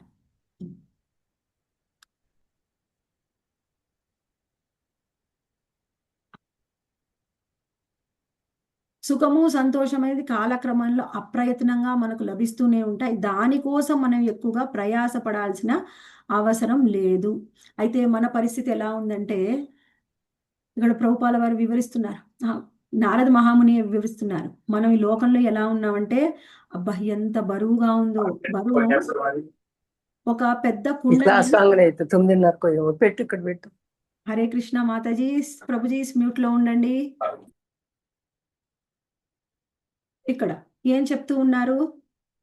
ఒక పెద్ద నీళ్ల కుండని మనం నెత్తిన మోసుకుంటూ వెళ్తున్నాం. కాసేపటికి ఏమవుతుంది? తల బరువు అవుతుంది. అది తీసి మళ్ళీ ఏం చేస్తాం? భుజం మీద పెట్టుకుంటాం. అంటే మనం ఏంటి?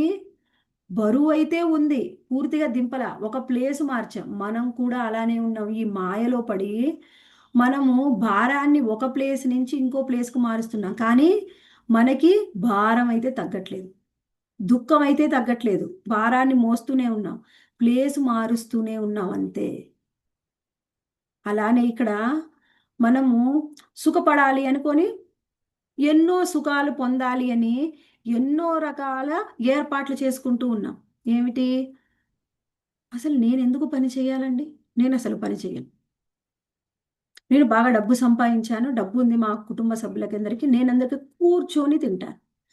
కూర్చొని 24 గంటలు టీవీ చూస్తాను, ఫోన్ చూస్తాను, షాపింగ్కి వెళ్తాను, అయిపోయింది, సుఖంగా ఉండి నేను ఎందుకు కష్టపడాలి? ఒకప్పుడు ఎలా ఉండేది? కష్టం అంటే ఇంట్లో పనులన్నీ వాళ్ళే చేసుకుని, ఏ మిషన్స్ లేవు, ఎవరు ఉండేవారు కాదు. అందుకని వాళ్ళకి ఆటోమేటిక్గా ఎక్సర్సైజ్ అయిపోయేది. వాళ్ళు ఎక్సర్సైజ్ చేసేవాళ్ళు కాదు. ఇప్పుడు ఏంటి, మనం కూర్చొని తింటే ఏమవుతుంది? ఒక నెల రోజులు కూర్చోండి, నెల రోజులు కూడా అవసరం లేదు మనకున్న ఇప్పుడు శరీరాలకి. వారం రోజులు కూర్చుంటే తర్వాత ఏదో ఒక రోగం. అప్పుడేం చేయాలి? జిమ్కి వెళ్ళు, లేకపోతే వాకింగ్ చెయ్యి, యోగా చెయ్యి, అది చెయ్యి, ఇది చెయ్యి. మినిమం రోజుకు గంట 2 గంటలు మీరు యాక్టివ్గా ఉండాలండి, లేకపోతే రోగాలు వస్తాయి. అంటే ఏంటి? నువ్వు కష్టపడుతున్నావు కానీ రూపం మార్చావు. నువ్వు ఇలా కష్టపడకుండా కూర్చుంటే సుఖం లభిస్తుందా? అది ఎప్పటికీ జరగదు. రూపం మార్చకు. కష్టం ఈ భౌతిక లోకంలో ఖచ్చితంగా నువ్వు పొందాల్సిందే. అది రూపం మారుతుందంతే అని చెప్తున్నారనమాట. అదే కృష్ణ భగవానికి శరణు దొచ్చితే అప్పుడు మనం దుఃఖం నుంచి బయటపడగలం. అప్పటి వరకు మనము ఎంత సుఖం పొందాలి అని ప్రయత్నం చేసినా ఇక్కడి నుంచి నేను అక్కడికి ఎందుకు నడవను. ఇంతకు ముందు కుటుంబానికి అందరికి కలిసి ఒక బస్సు ఉండేది. ఊర్లో వాళ్ళందరూ బస్సు వాడేవాళ్ళు. ఇప్పుడు అట్లా కాదండి. ఎవరి ఫ్యామిలీ, నేనెందుకు వేరే వాళ్ళతో కలిసి ఉండాలి? నాకు ఒక కారు ఉండాలి. అవునా, సరే. అదేంటి? ఆయన ఎప్పుడో వెళ్తాడు పొద్దున్న, తర్వాత నేను షాపింగ్కి వెళ్తాను, నాకు ఒక కారు కావాలి. అంటే ఒక్కో ఇంట్లోనే 2-3 కార్లు. ఏమైంది? ట్రాఫిక్ జామ్ అయింది. ట్రాఫిక్ జామ్ అయితే ఏమైంది? అమ్మో, ట్రాఫిక్ జామ్ అయితే నేను వెళ్ళలేను, కారు ఉన్నా వేస్టే. అప్పుడు ఏం చేయాలి? మెట్రో ఎక్కాలి. ఇక్కడి నుంచి తీసుకొని మెట్రో స్టేషన్కి వెళ్తాను, మెట్రో స్టేషన్లో కారు పెడతాను, అక్కడి నుంచి మెట్రో ఎక్కుతాను. ఆ మెట్రో స్టేషన్లో వాడు ఫ్రీగా పెట్టుకుంటాడా? అక్కడ కట్టమంటాడు, అక్కడ కట్టాను. మెట్రో ఎక్కాను, అది ఫ్రీనా? అది కూడా ఉంది. అక్కడి నుంచి డైరెక్ట్గా ఆఫీస్కి వెళ్తావా? లేదండి, మెట్రో స్టేషన్ ఎక్కడికి ఉంటుంది అక్కడి నుంచి ఆఫీస్కి మళ్ళీ వేరే ఎక్కాలి. అంటే ఏంటి? ఒకదాని నుంచి ఒకటి, ఒకదాని నుంచి ఒకటి, ఒకదాని నుంచి ఒకటి మనము మారుస్తూ ఉన్నాం అంతే. కష్టం ఏమైనా తక్కువ ఉందా? కష్టం అంతకంటే ఎక్కువ పడుతున్నాం. ఎప్పుడో 6ంటికి బయలుదేరితే ఇంటికి 8ంటికి 9ంటికి వస్తున్నాం. అంటే ఏంటి? కష్టం లేదా? ఉంది. కష్టం రూపం మారుతుంది అంతే తప్ప ఈ భౌతికమైన లోకంలో ఉన్నంత వరకు మనకి కష్టమే. ఇంకో విషయాన్ని చెప్తున్నారు. మనము ఎలా ఉన్నామంటే అజ్ఞానంలో ఒక పిల్లవాడు పడుకొని నిద్రపోతూ కలకంటూ ఉన్నాడు. కలలో కలవరిస్తూ బాధపడుతున్నాడు, అరుస్తూ ఉన్నాడు. అయితే వాడి దుఃఖాన్ని పోగొట్టడం కోసం అమ్మని పిలుస్తూ ఉన్నాడు. అమ్మ ఏం చేస్తుంది? వాడి దుఃఖాన్ని పోగొట్టాలి అంటే కలలోకి దూరి వాడి దుఃఖాన్ని పోగొడుతుందా? పోగొట్టదు. ఏం చేస్తుంది? వాడి నిద్ర నుంచి లేపుతుంది. ఒరేయ్, నువ్వు నిద్రపోతూ కలవరిస్తూ ఉన్నారా, లే లే అంటే లేస్తే అప్పుడు వాడికి తెలుస్తుంది, అవునమ్మా నేనెంతో బాధ అనిపించింది. కానీ అదంతా కలలోనా, బయట ఏం లేదా? మనం కూడా అలా కలలో భ్రమలో ఉన్నాం. మరి కృష్ణుడు ఏం చేస్తాడు? ఆ కలలోంచి భ్రమలోంచి ఏం తీసి భౌతిక లోకంలోంచి తీసుకుపోయి ఆధ్యాత్మిక లోకంలో పడేయడు. ఏం చేస్తాడు? మనము స్వప్నంలోంచి బయటికి రావడం కోసం, మాయలోంచి బయటికి రావడం కోసం మనకి ఏమిస్తాడండి? కృష్ణుడు ఏమిస్తాడు? గురువునిస్తాడు. గురువు ద్వారా జ్ఞానాన్ని ఇస్తాడు. అవిద్యని పోగొడతాడు.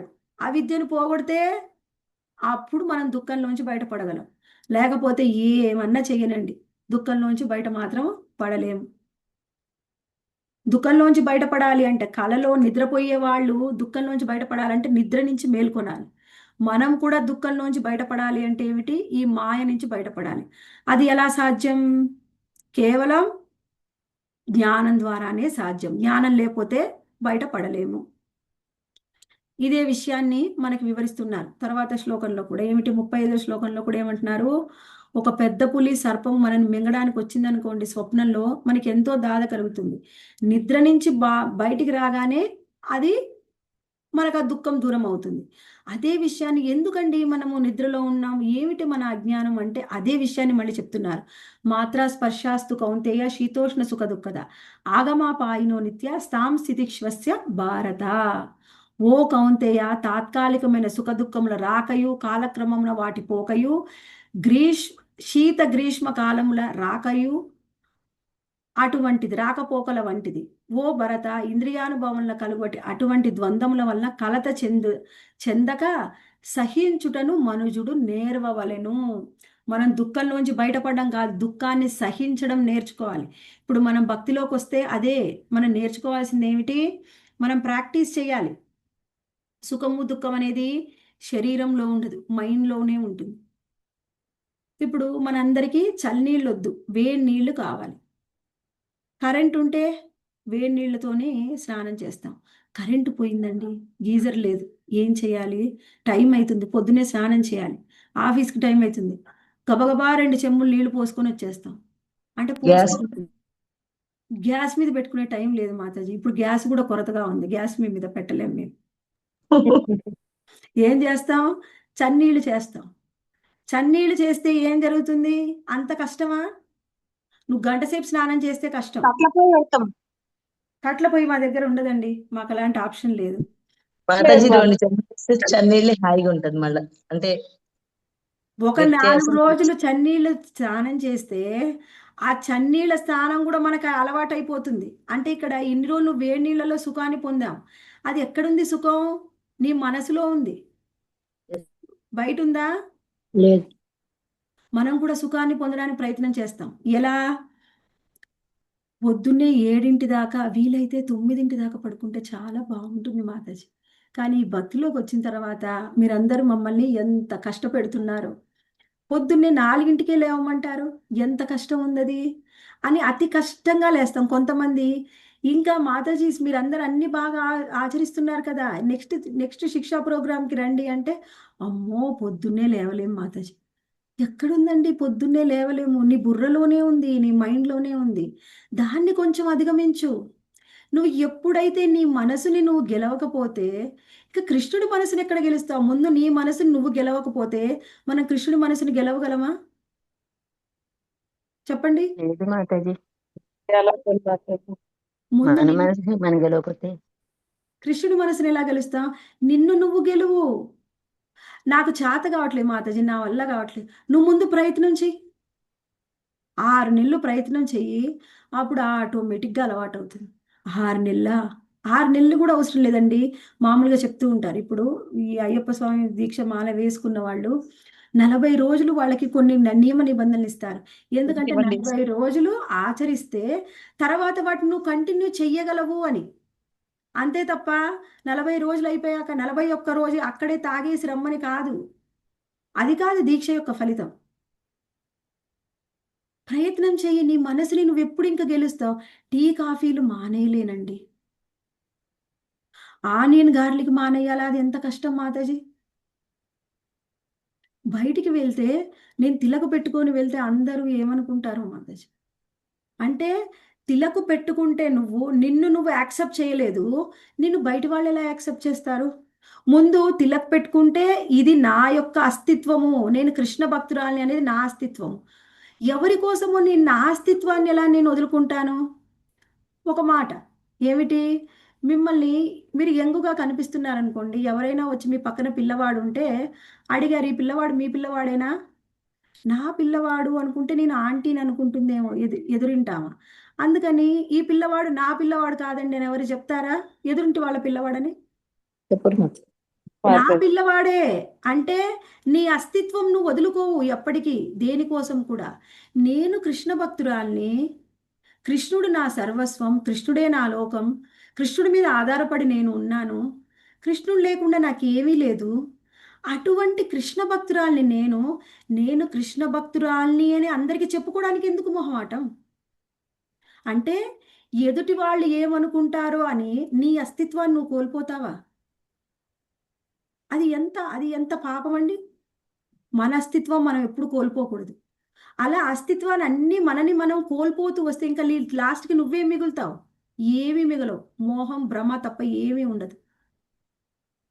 అత్యున్నతమైన కృష్ణ ప్రేమ ముందు, కృష్ణ ప్రేమలో ఎంత ఆనందం ఉందంటే ఆ ఆనందము నీకు ఎక్కువసేపు పడుకోవడంలో, ఆనియన్ గార్లిక్లో, కాఫీ టీలో లేదండి.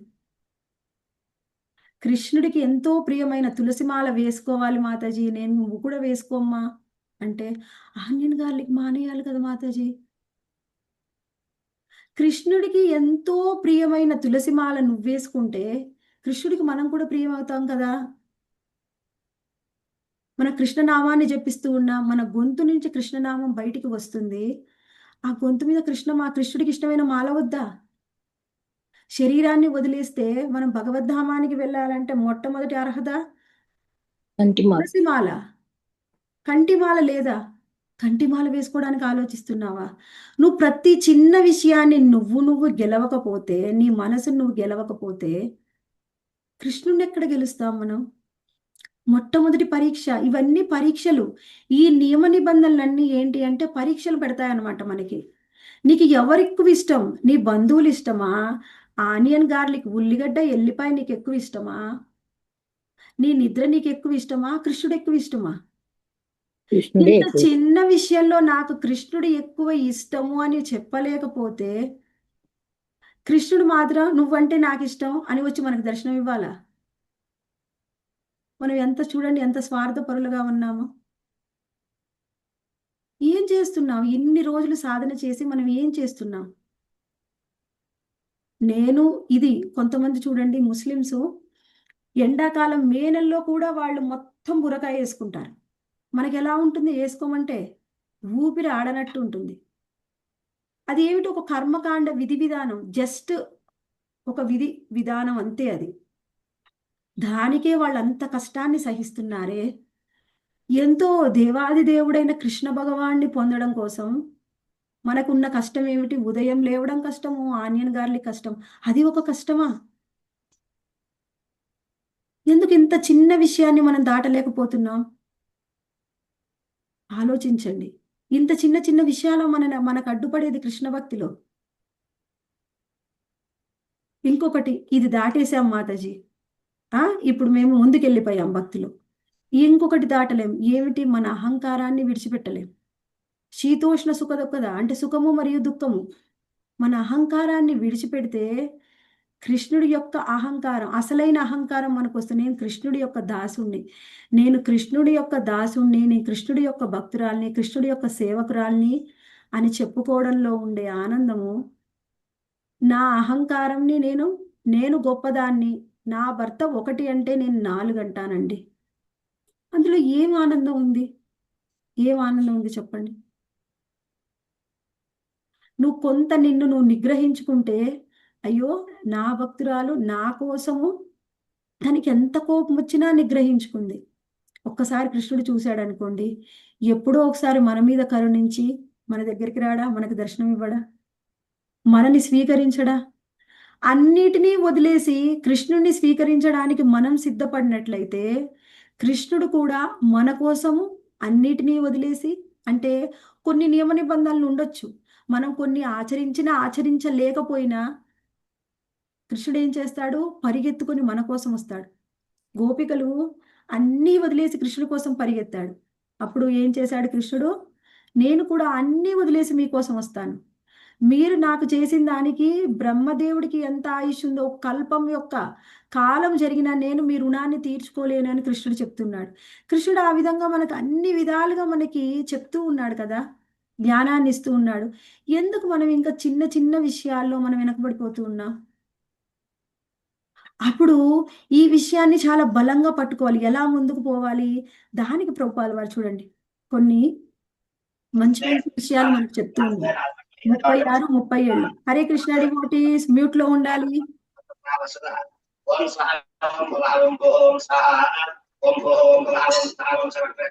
మాతాజీ, మీరు ఎవరైనా మందిరానికి వెళ్ళినంత మాత్రాన క్లాస్ లో డిస్టర్బ్ చేయకూడదండి ఎవరు కూడా.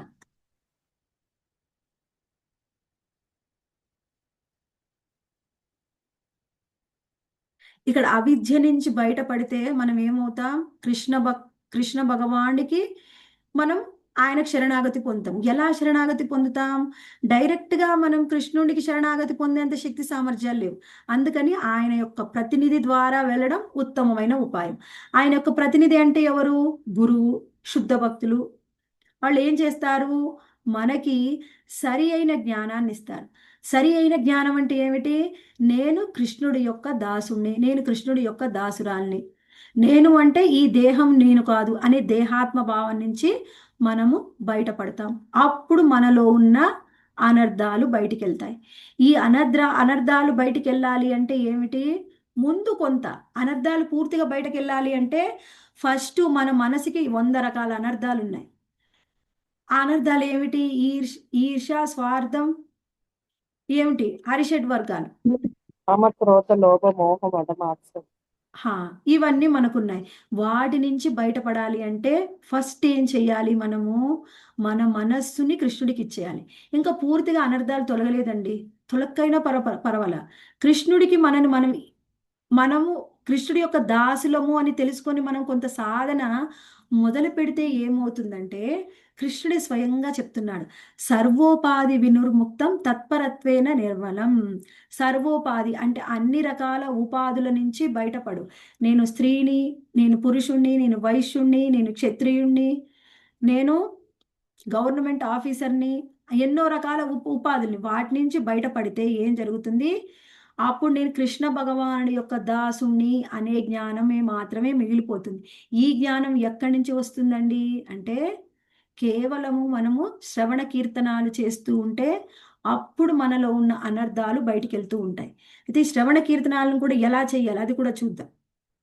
ఇంకా ఒక 5 మినిట్స్లో నేను కంప్లీట్ చేయడానికి ప్రయత్నం చేస్తాను. 5 మినిట్స్ ఓపిక పట్టండి. ఇక్కడ ఏం చెప్తున్నాడు? అనర్ధోపశమనం సాక్షాత్ భక్తి యోగం అదోక్షజే లోకస్య జానతో విద్వాంశ్చ క్రే సాత్వత సంహితం.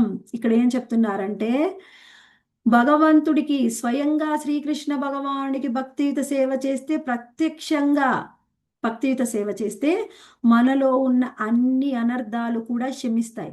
ప్రత్యక్షంగా శమిస్తాయి అంటే క్షమింపగలం అంటే అన్ని అనర్థాలు దూరం అవుతాయి. అందులో ఏ విధమైన సందేహము లేదు. అయితే మనం ఒక్కళ్ళమే చెయ్యడానికి మనకి కష్టంగా ఉందనుకోండి, గురువు యొక్క సహాయం తీసుకొని అప్పుడు మనం భక్తిలో పురోగతి చెందాలి. గురుర్న సస్యాత్ అంటే గురువు లేకుండా మనము భక్తియుత సేవలో ముందుకు వెళ్ళలేం. ఆయన యొక్క సహాయంతోనే మనము ముందుకు వెళ్ళగలం. అన్నిటికంటే ఉత్తమమైనది ధర్మము ఏమిటి అనేది కూడా మనం తెలుసుకోవాలి. అన్నిటికంటే ఉత్తమమైన ధర్మం, చాలా మందికి ఇది తెలియదు. అన్నిటికంటే ఉత్తమమైన ధర్మము జీవేర స్వరూపుహై కృష్ణేర నిత్యదాసు. నా పరమ ధర్మము కృష్ణుడి యొక్క దాసుడవడము. ఆ దేవుడు, ఆ దేవత, ఈ దేవత అది కాదు మన ధర్మము. వాళ్ళకి సేవ చెయ్యవద్దు. అది పూజ మరియు ఆరాధన. మన పూజ ఆరాధన మనకొద్దు. మనం డైరెక్ట్గా భక్తి, కృష్ణ భక్తియే పరమ ధర్మము. ముందు మీరు ఈ కన్విక్షన్కి రావాలి. నేను కృష్ణుడి యొక్క దాసుణ్ణి, నేను కృష్ణుడి యొక్క దాసుణ్ణి, కృష్ణుడి యొక్క దాసుణ్ణి. అదే నా జీవిత లక్ష్యము, అదే నా పరమ ధర్మము. ఒకసారి నేను విన్నానండి. నేను ఇంక ఈ ఒక్క శ్లోకం, ఈ ఒక్క కథ చెప్పి నేను ముగిస్తాను. ఎవరు చెప్పారు మనకి? జీవేర స్వరూపహై కృష్ణేర నిత్యదాస్ వాసుదేవే భగవతి భక్తి యోగ ప్రయోజిత జనయత్యాశు వైరాగ్యం జ్ఞానంచ యద అహైతుకం. కృష్ణ భగవానికి భక్తియుత సేవ చేస్తే, డైరెక్ట్ భక్తి చేస్తే నిర్హేతుకమైన జ్ఞానాన్ని, జగత్తు పట్ల వైరాగ్యాన్ని పొందుతావు. కృష్ణుడి యొక్క భక్తియుత సేవ చేస్తే నీకు సరి అయిన జ్ఞానం వస్తుంది, జగత్తు పట్ల వైరాగ్యం కూడా వస్తుంది. అప్పుడు భౌతికంగా, మానసికంగా ఏమైనా కోరికలు కూడా మన మనసులో ఉండవు. అన్ని కోరికల నుంచి మనము ముక్తి అనేది పొందుతాం.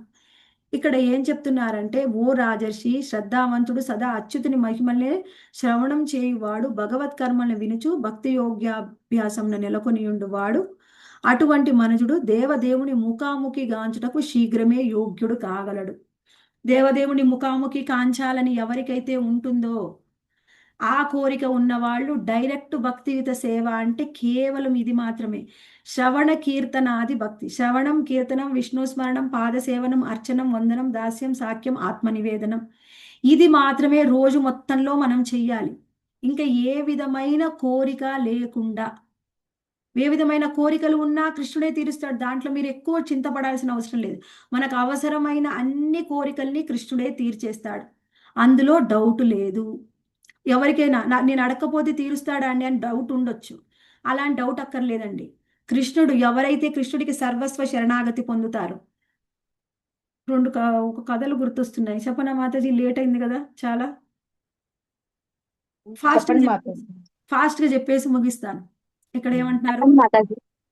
చెప్పండి మాతాజీ. Okay okay. ఇక్కడ ఏం చెప్తున్నారంటే బుజ్జికి టిఫిన్ పెట్టరా మాతాజీ?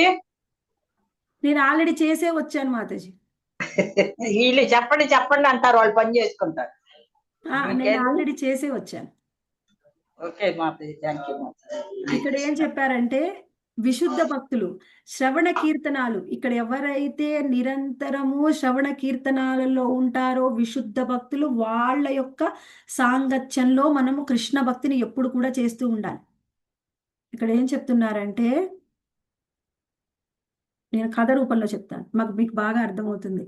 మనము బృందావనము, మాయాపూరు అలాంటి పూరి జగన్నాథ్ మందిరానికి వెళ్తే ఏం చేస్తాం?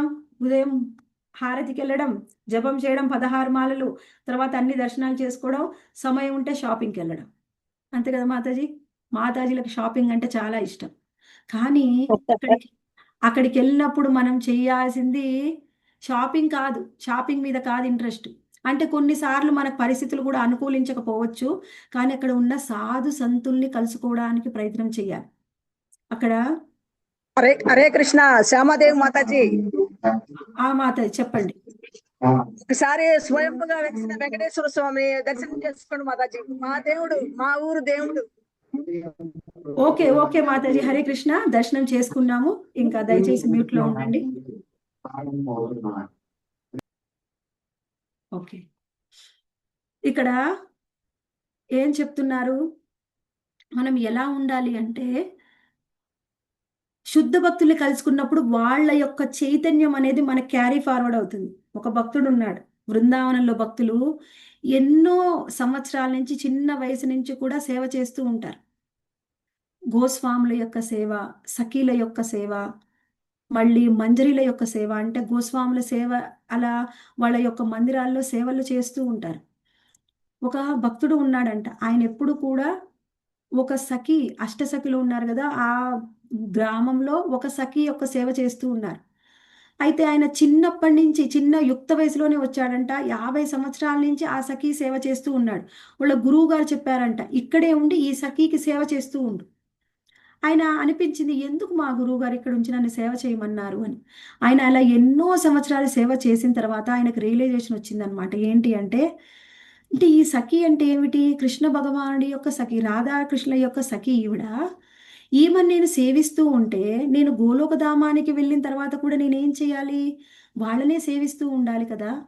అంటే నిరంతరం వాళ్ళనే సేవిస్తూ ఉంటే, నేను అదే భావంలో శరీరాన్ని వదిలితే భగవద్ధామం, గోలోకధామంలో సేవ చేయడం కోసమే కదా మనం అందరం తాపత్రయపడేది. అది నాకు లభిస్తుంది కదా. అంటే మా గురువు గారు నాకు ఎప్పుడూ అది ఇచ్చెళ్ళారు, కానీ నాకు ఇప్పటికి అర్థమైంది అని అన్నాడంట. అంటే అలాంటి భక్తుల్ని కలుసుకుంటే ఏం జరుగుతుంది అంటే మన చైతన్యంలో తేడా వస్తుంది. అసలు సేవ అంటే ఏమిటి? ఏం కావాలి? మన జీవిత లక్ష్యం ఏమిటి? మన జీవిత లక్ష్యంలో మనం ఏం కావాలి? మనం ఏం కోరుకుంటున్నాం? దేని వెనకాల ప్రాకులాడుతున్నాం? ఏం తప్పు చేస్తున్నాము అనేది తెలుస్తుంది. అయితే కొంతమందికి డౌట్ వచ్చిందేమో, ఏమిటి మాతో మేము ఎప్పుడు మీలాగా సేవల్ని చేస్తూ ఉంటే మా కుటుంబాన్ని పట్టించుకోవద్దా? మాకేం కోరికలు ఉండవా? మా పిల్లలు ఉండరా అని భావన రావచ్చు. ఒకసారి ఏం జరిగిందంటే, ఈ కాండవ వనాన్ని దహిస్తాడు అగ్నిదేవుడు. అగ్నిదేవుడికి ఒకసారి ఒక రాజు ఎంతో ఎన్నో సంవత్సరాలు ఆయన యాగం చేసి ఎంతో నెయ్యినిస్తాడనమాట. అయితే ఆయనకి ఆ నెయ్యి అనేది అజీర్తి చేస్తుంది. అప్పుడు ఆయన ఏం చెప్తాడంటే, ఆయన ఒక వనాన్ని దహించాలి, అందులో ఎన్నో వనమూలికలు ఉన్నాయి, అప్పుడు ఆయన యొక్క అజీర్తి తగ్గిపోతుంది అనమాట. నీకు ఎంతో ప్రయత్నం చేస్తున్నాడు, కానీ చేయలేకపోతున్నాడు. అంటే ఇంద్రుడు అద్దుకుంటున్నాడు. ఆ వనంలో తక్షకుడు అనే పాము ఉన్నాడు, ఆ వనాన్ని దహిస్తే తక్షకుడికి ఏమైనా జరుగుతుందో అని ఇంద్రుడు అడ్డుకుంటూ ఉన్నాడు. అప్పుడు ఏం చేస్తాడు? బ్రాహ్మణ రూపంలో కృష్ణ బలరాముల్ని, కృష్ణార్జునుని కలుసుకుంటాడు. కృష్ణార్జునుని కలుసుకుంటే అర్జునుడు సరే బ్రాహ్మణ రూపంలో వచ్చి అడిగాడు కాబట్టి సహాయం చేయడానికి అర్జునుడు, కృష్ణుడు ఇద్దరు కూడా ఒప్పుకుంటారు. అప్పుడు అర్జునుడు ఏం చేస్తాడు? ఆయనకు సహాయం చేస్తాడు, ఆ వనం దహించడానికి సహాయం చేస్తాడు. ఆయన వనాన్ని దహిస్తాడు. స్వయంగా ఇంద్రుడు కూడా తప్పుకుంటాడు, తక్షకుడు అక్కడి నుంచి వెళ్ళిపోతాడు. అప్పుడు ఆయనకి ఎంతో సంతోషం కలుగుతుంది అన్నమాట. ఆయన వచ్చి అడుగుతాడు,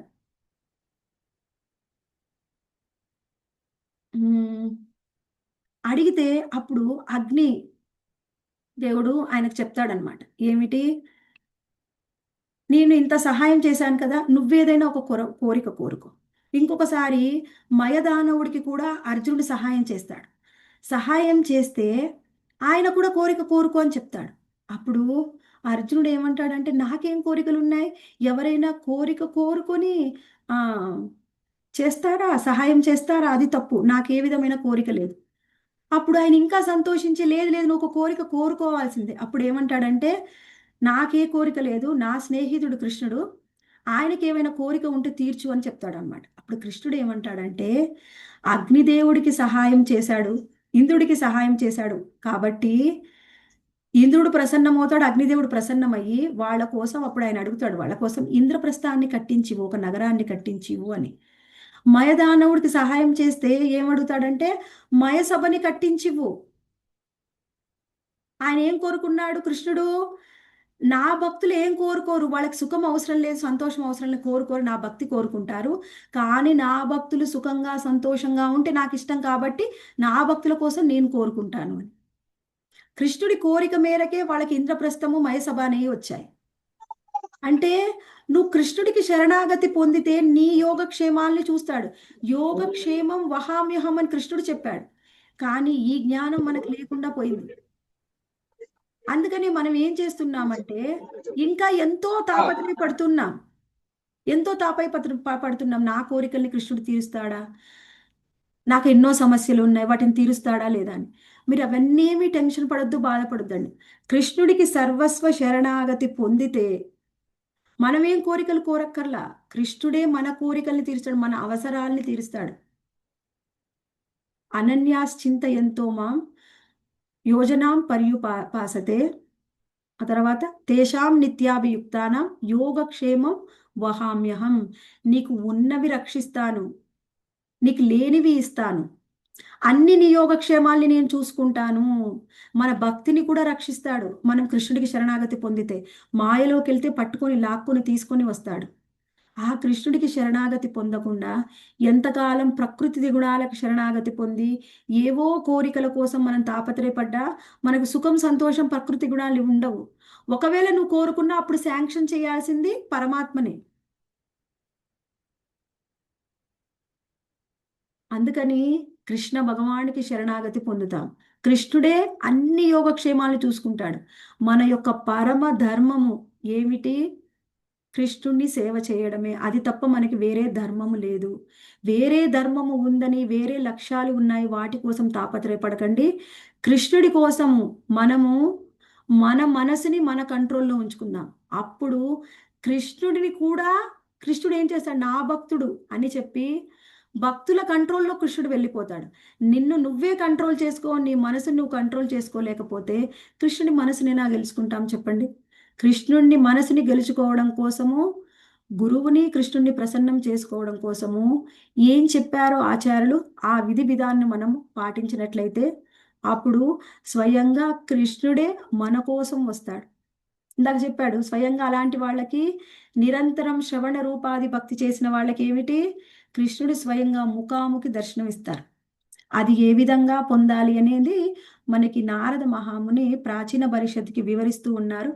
ఆ తర్వాత శ్లోకాల్లో ఇంకా ప్రాచీన పరిషత్తుకి నారద మహాముని ఏం చెప్తున్నారు అనేది వచ్చే వారం తెలుసుకుందాం. హరే కృష్ణ డివోటీస్.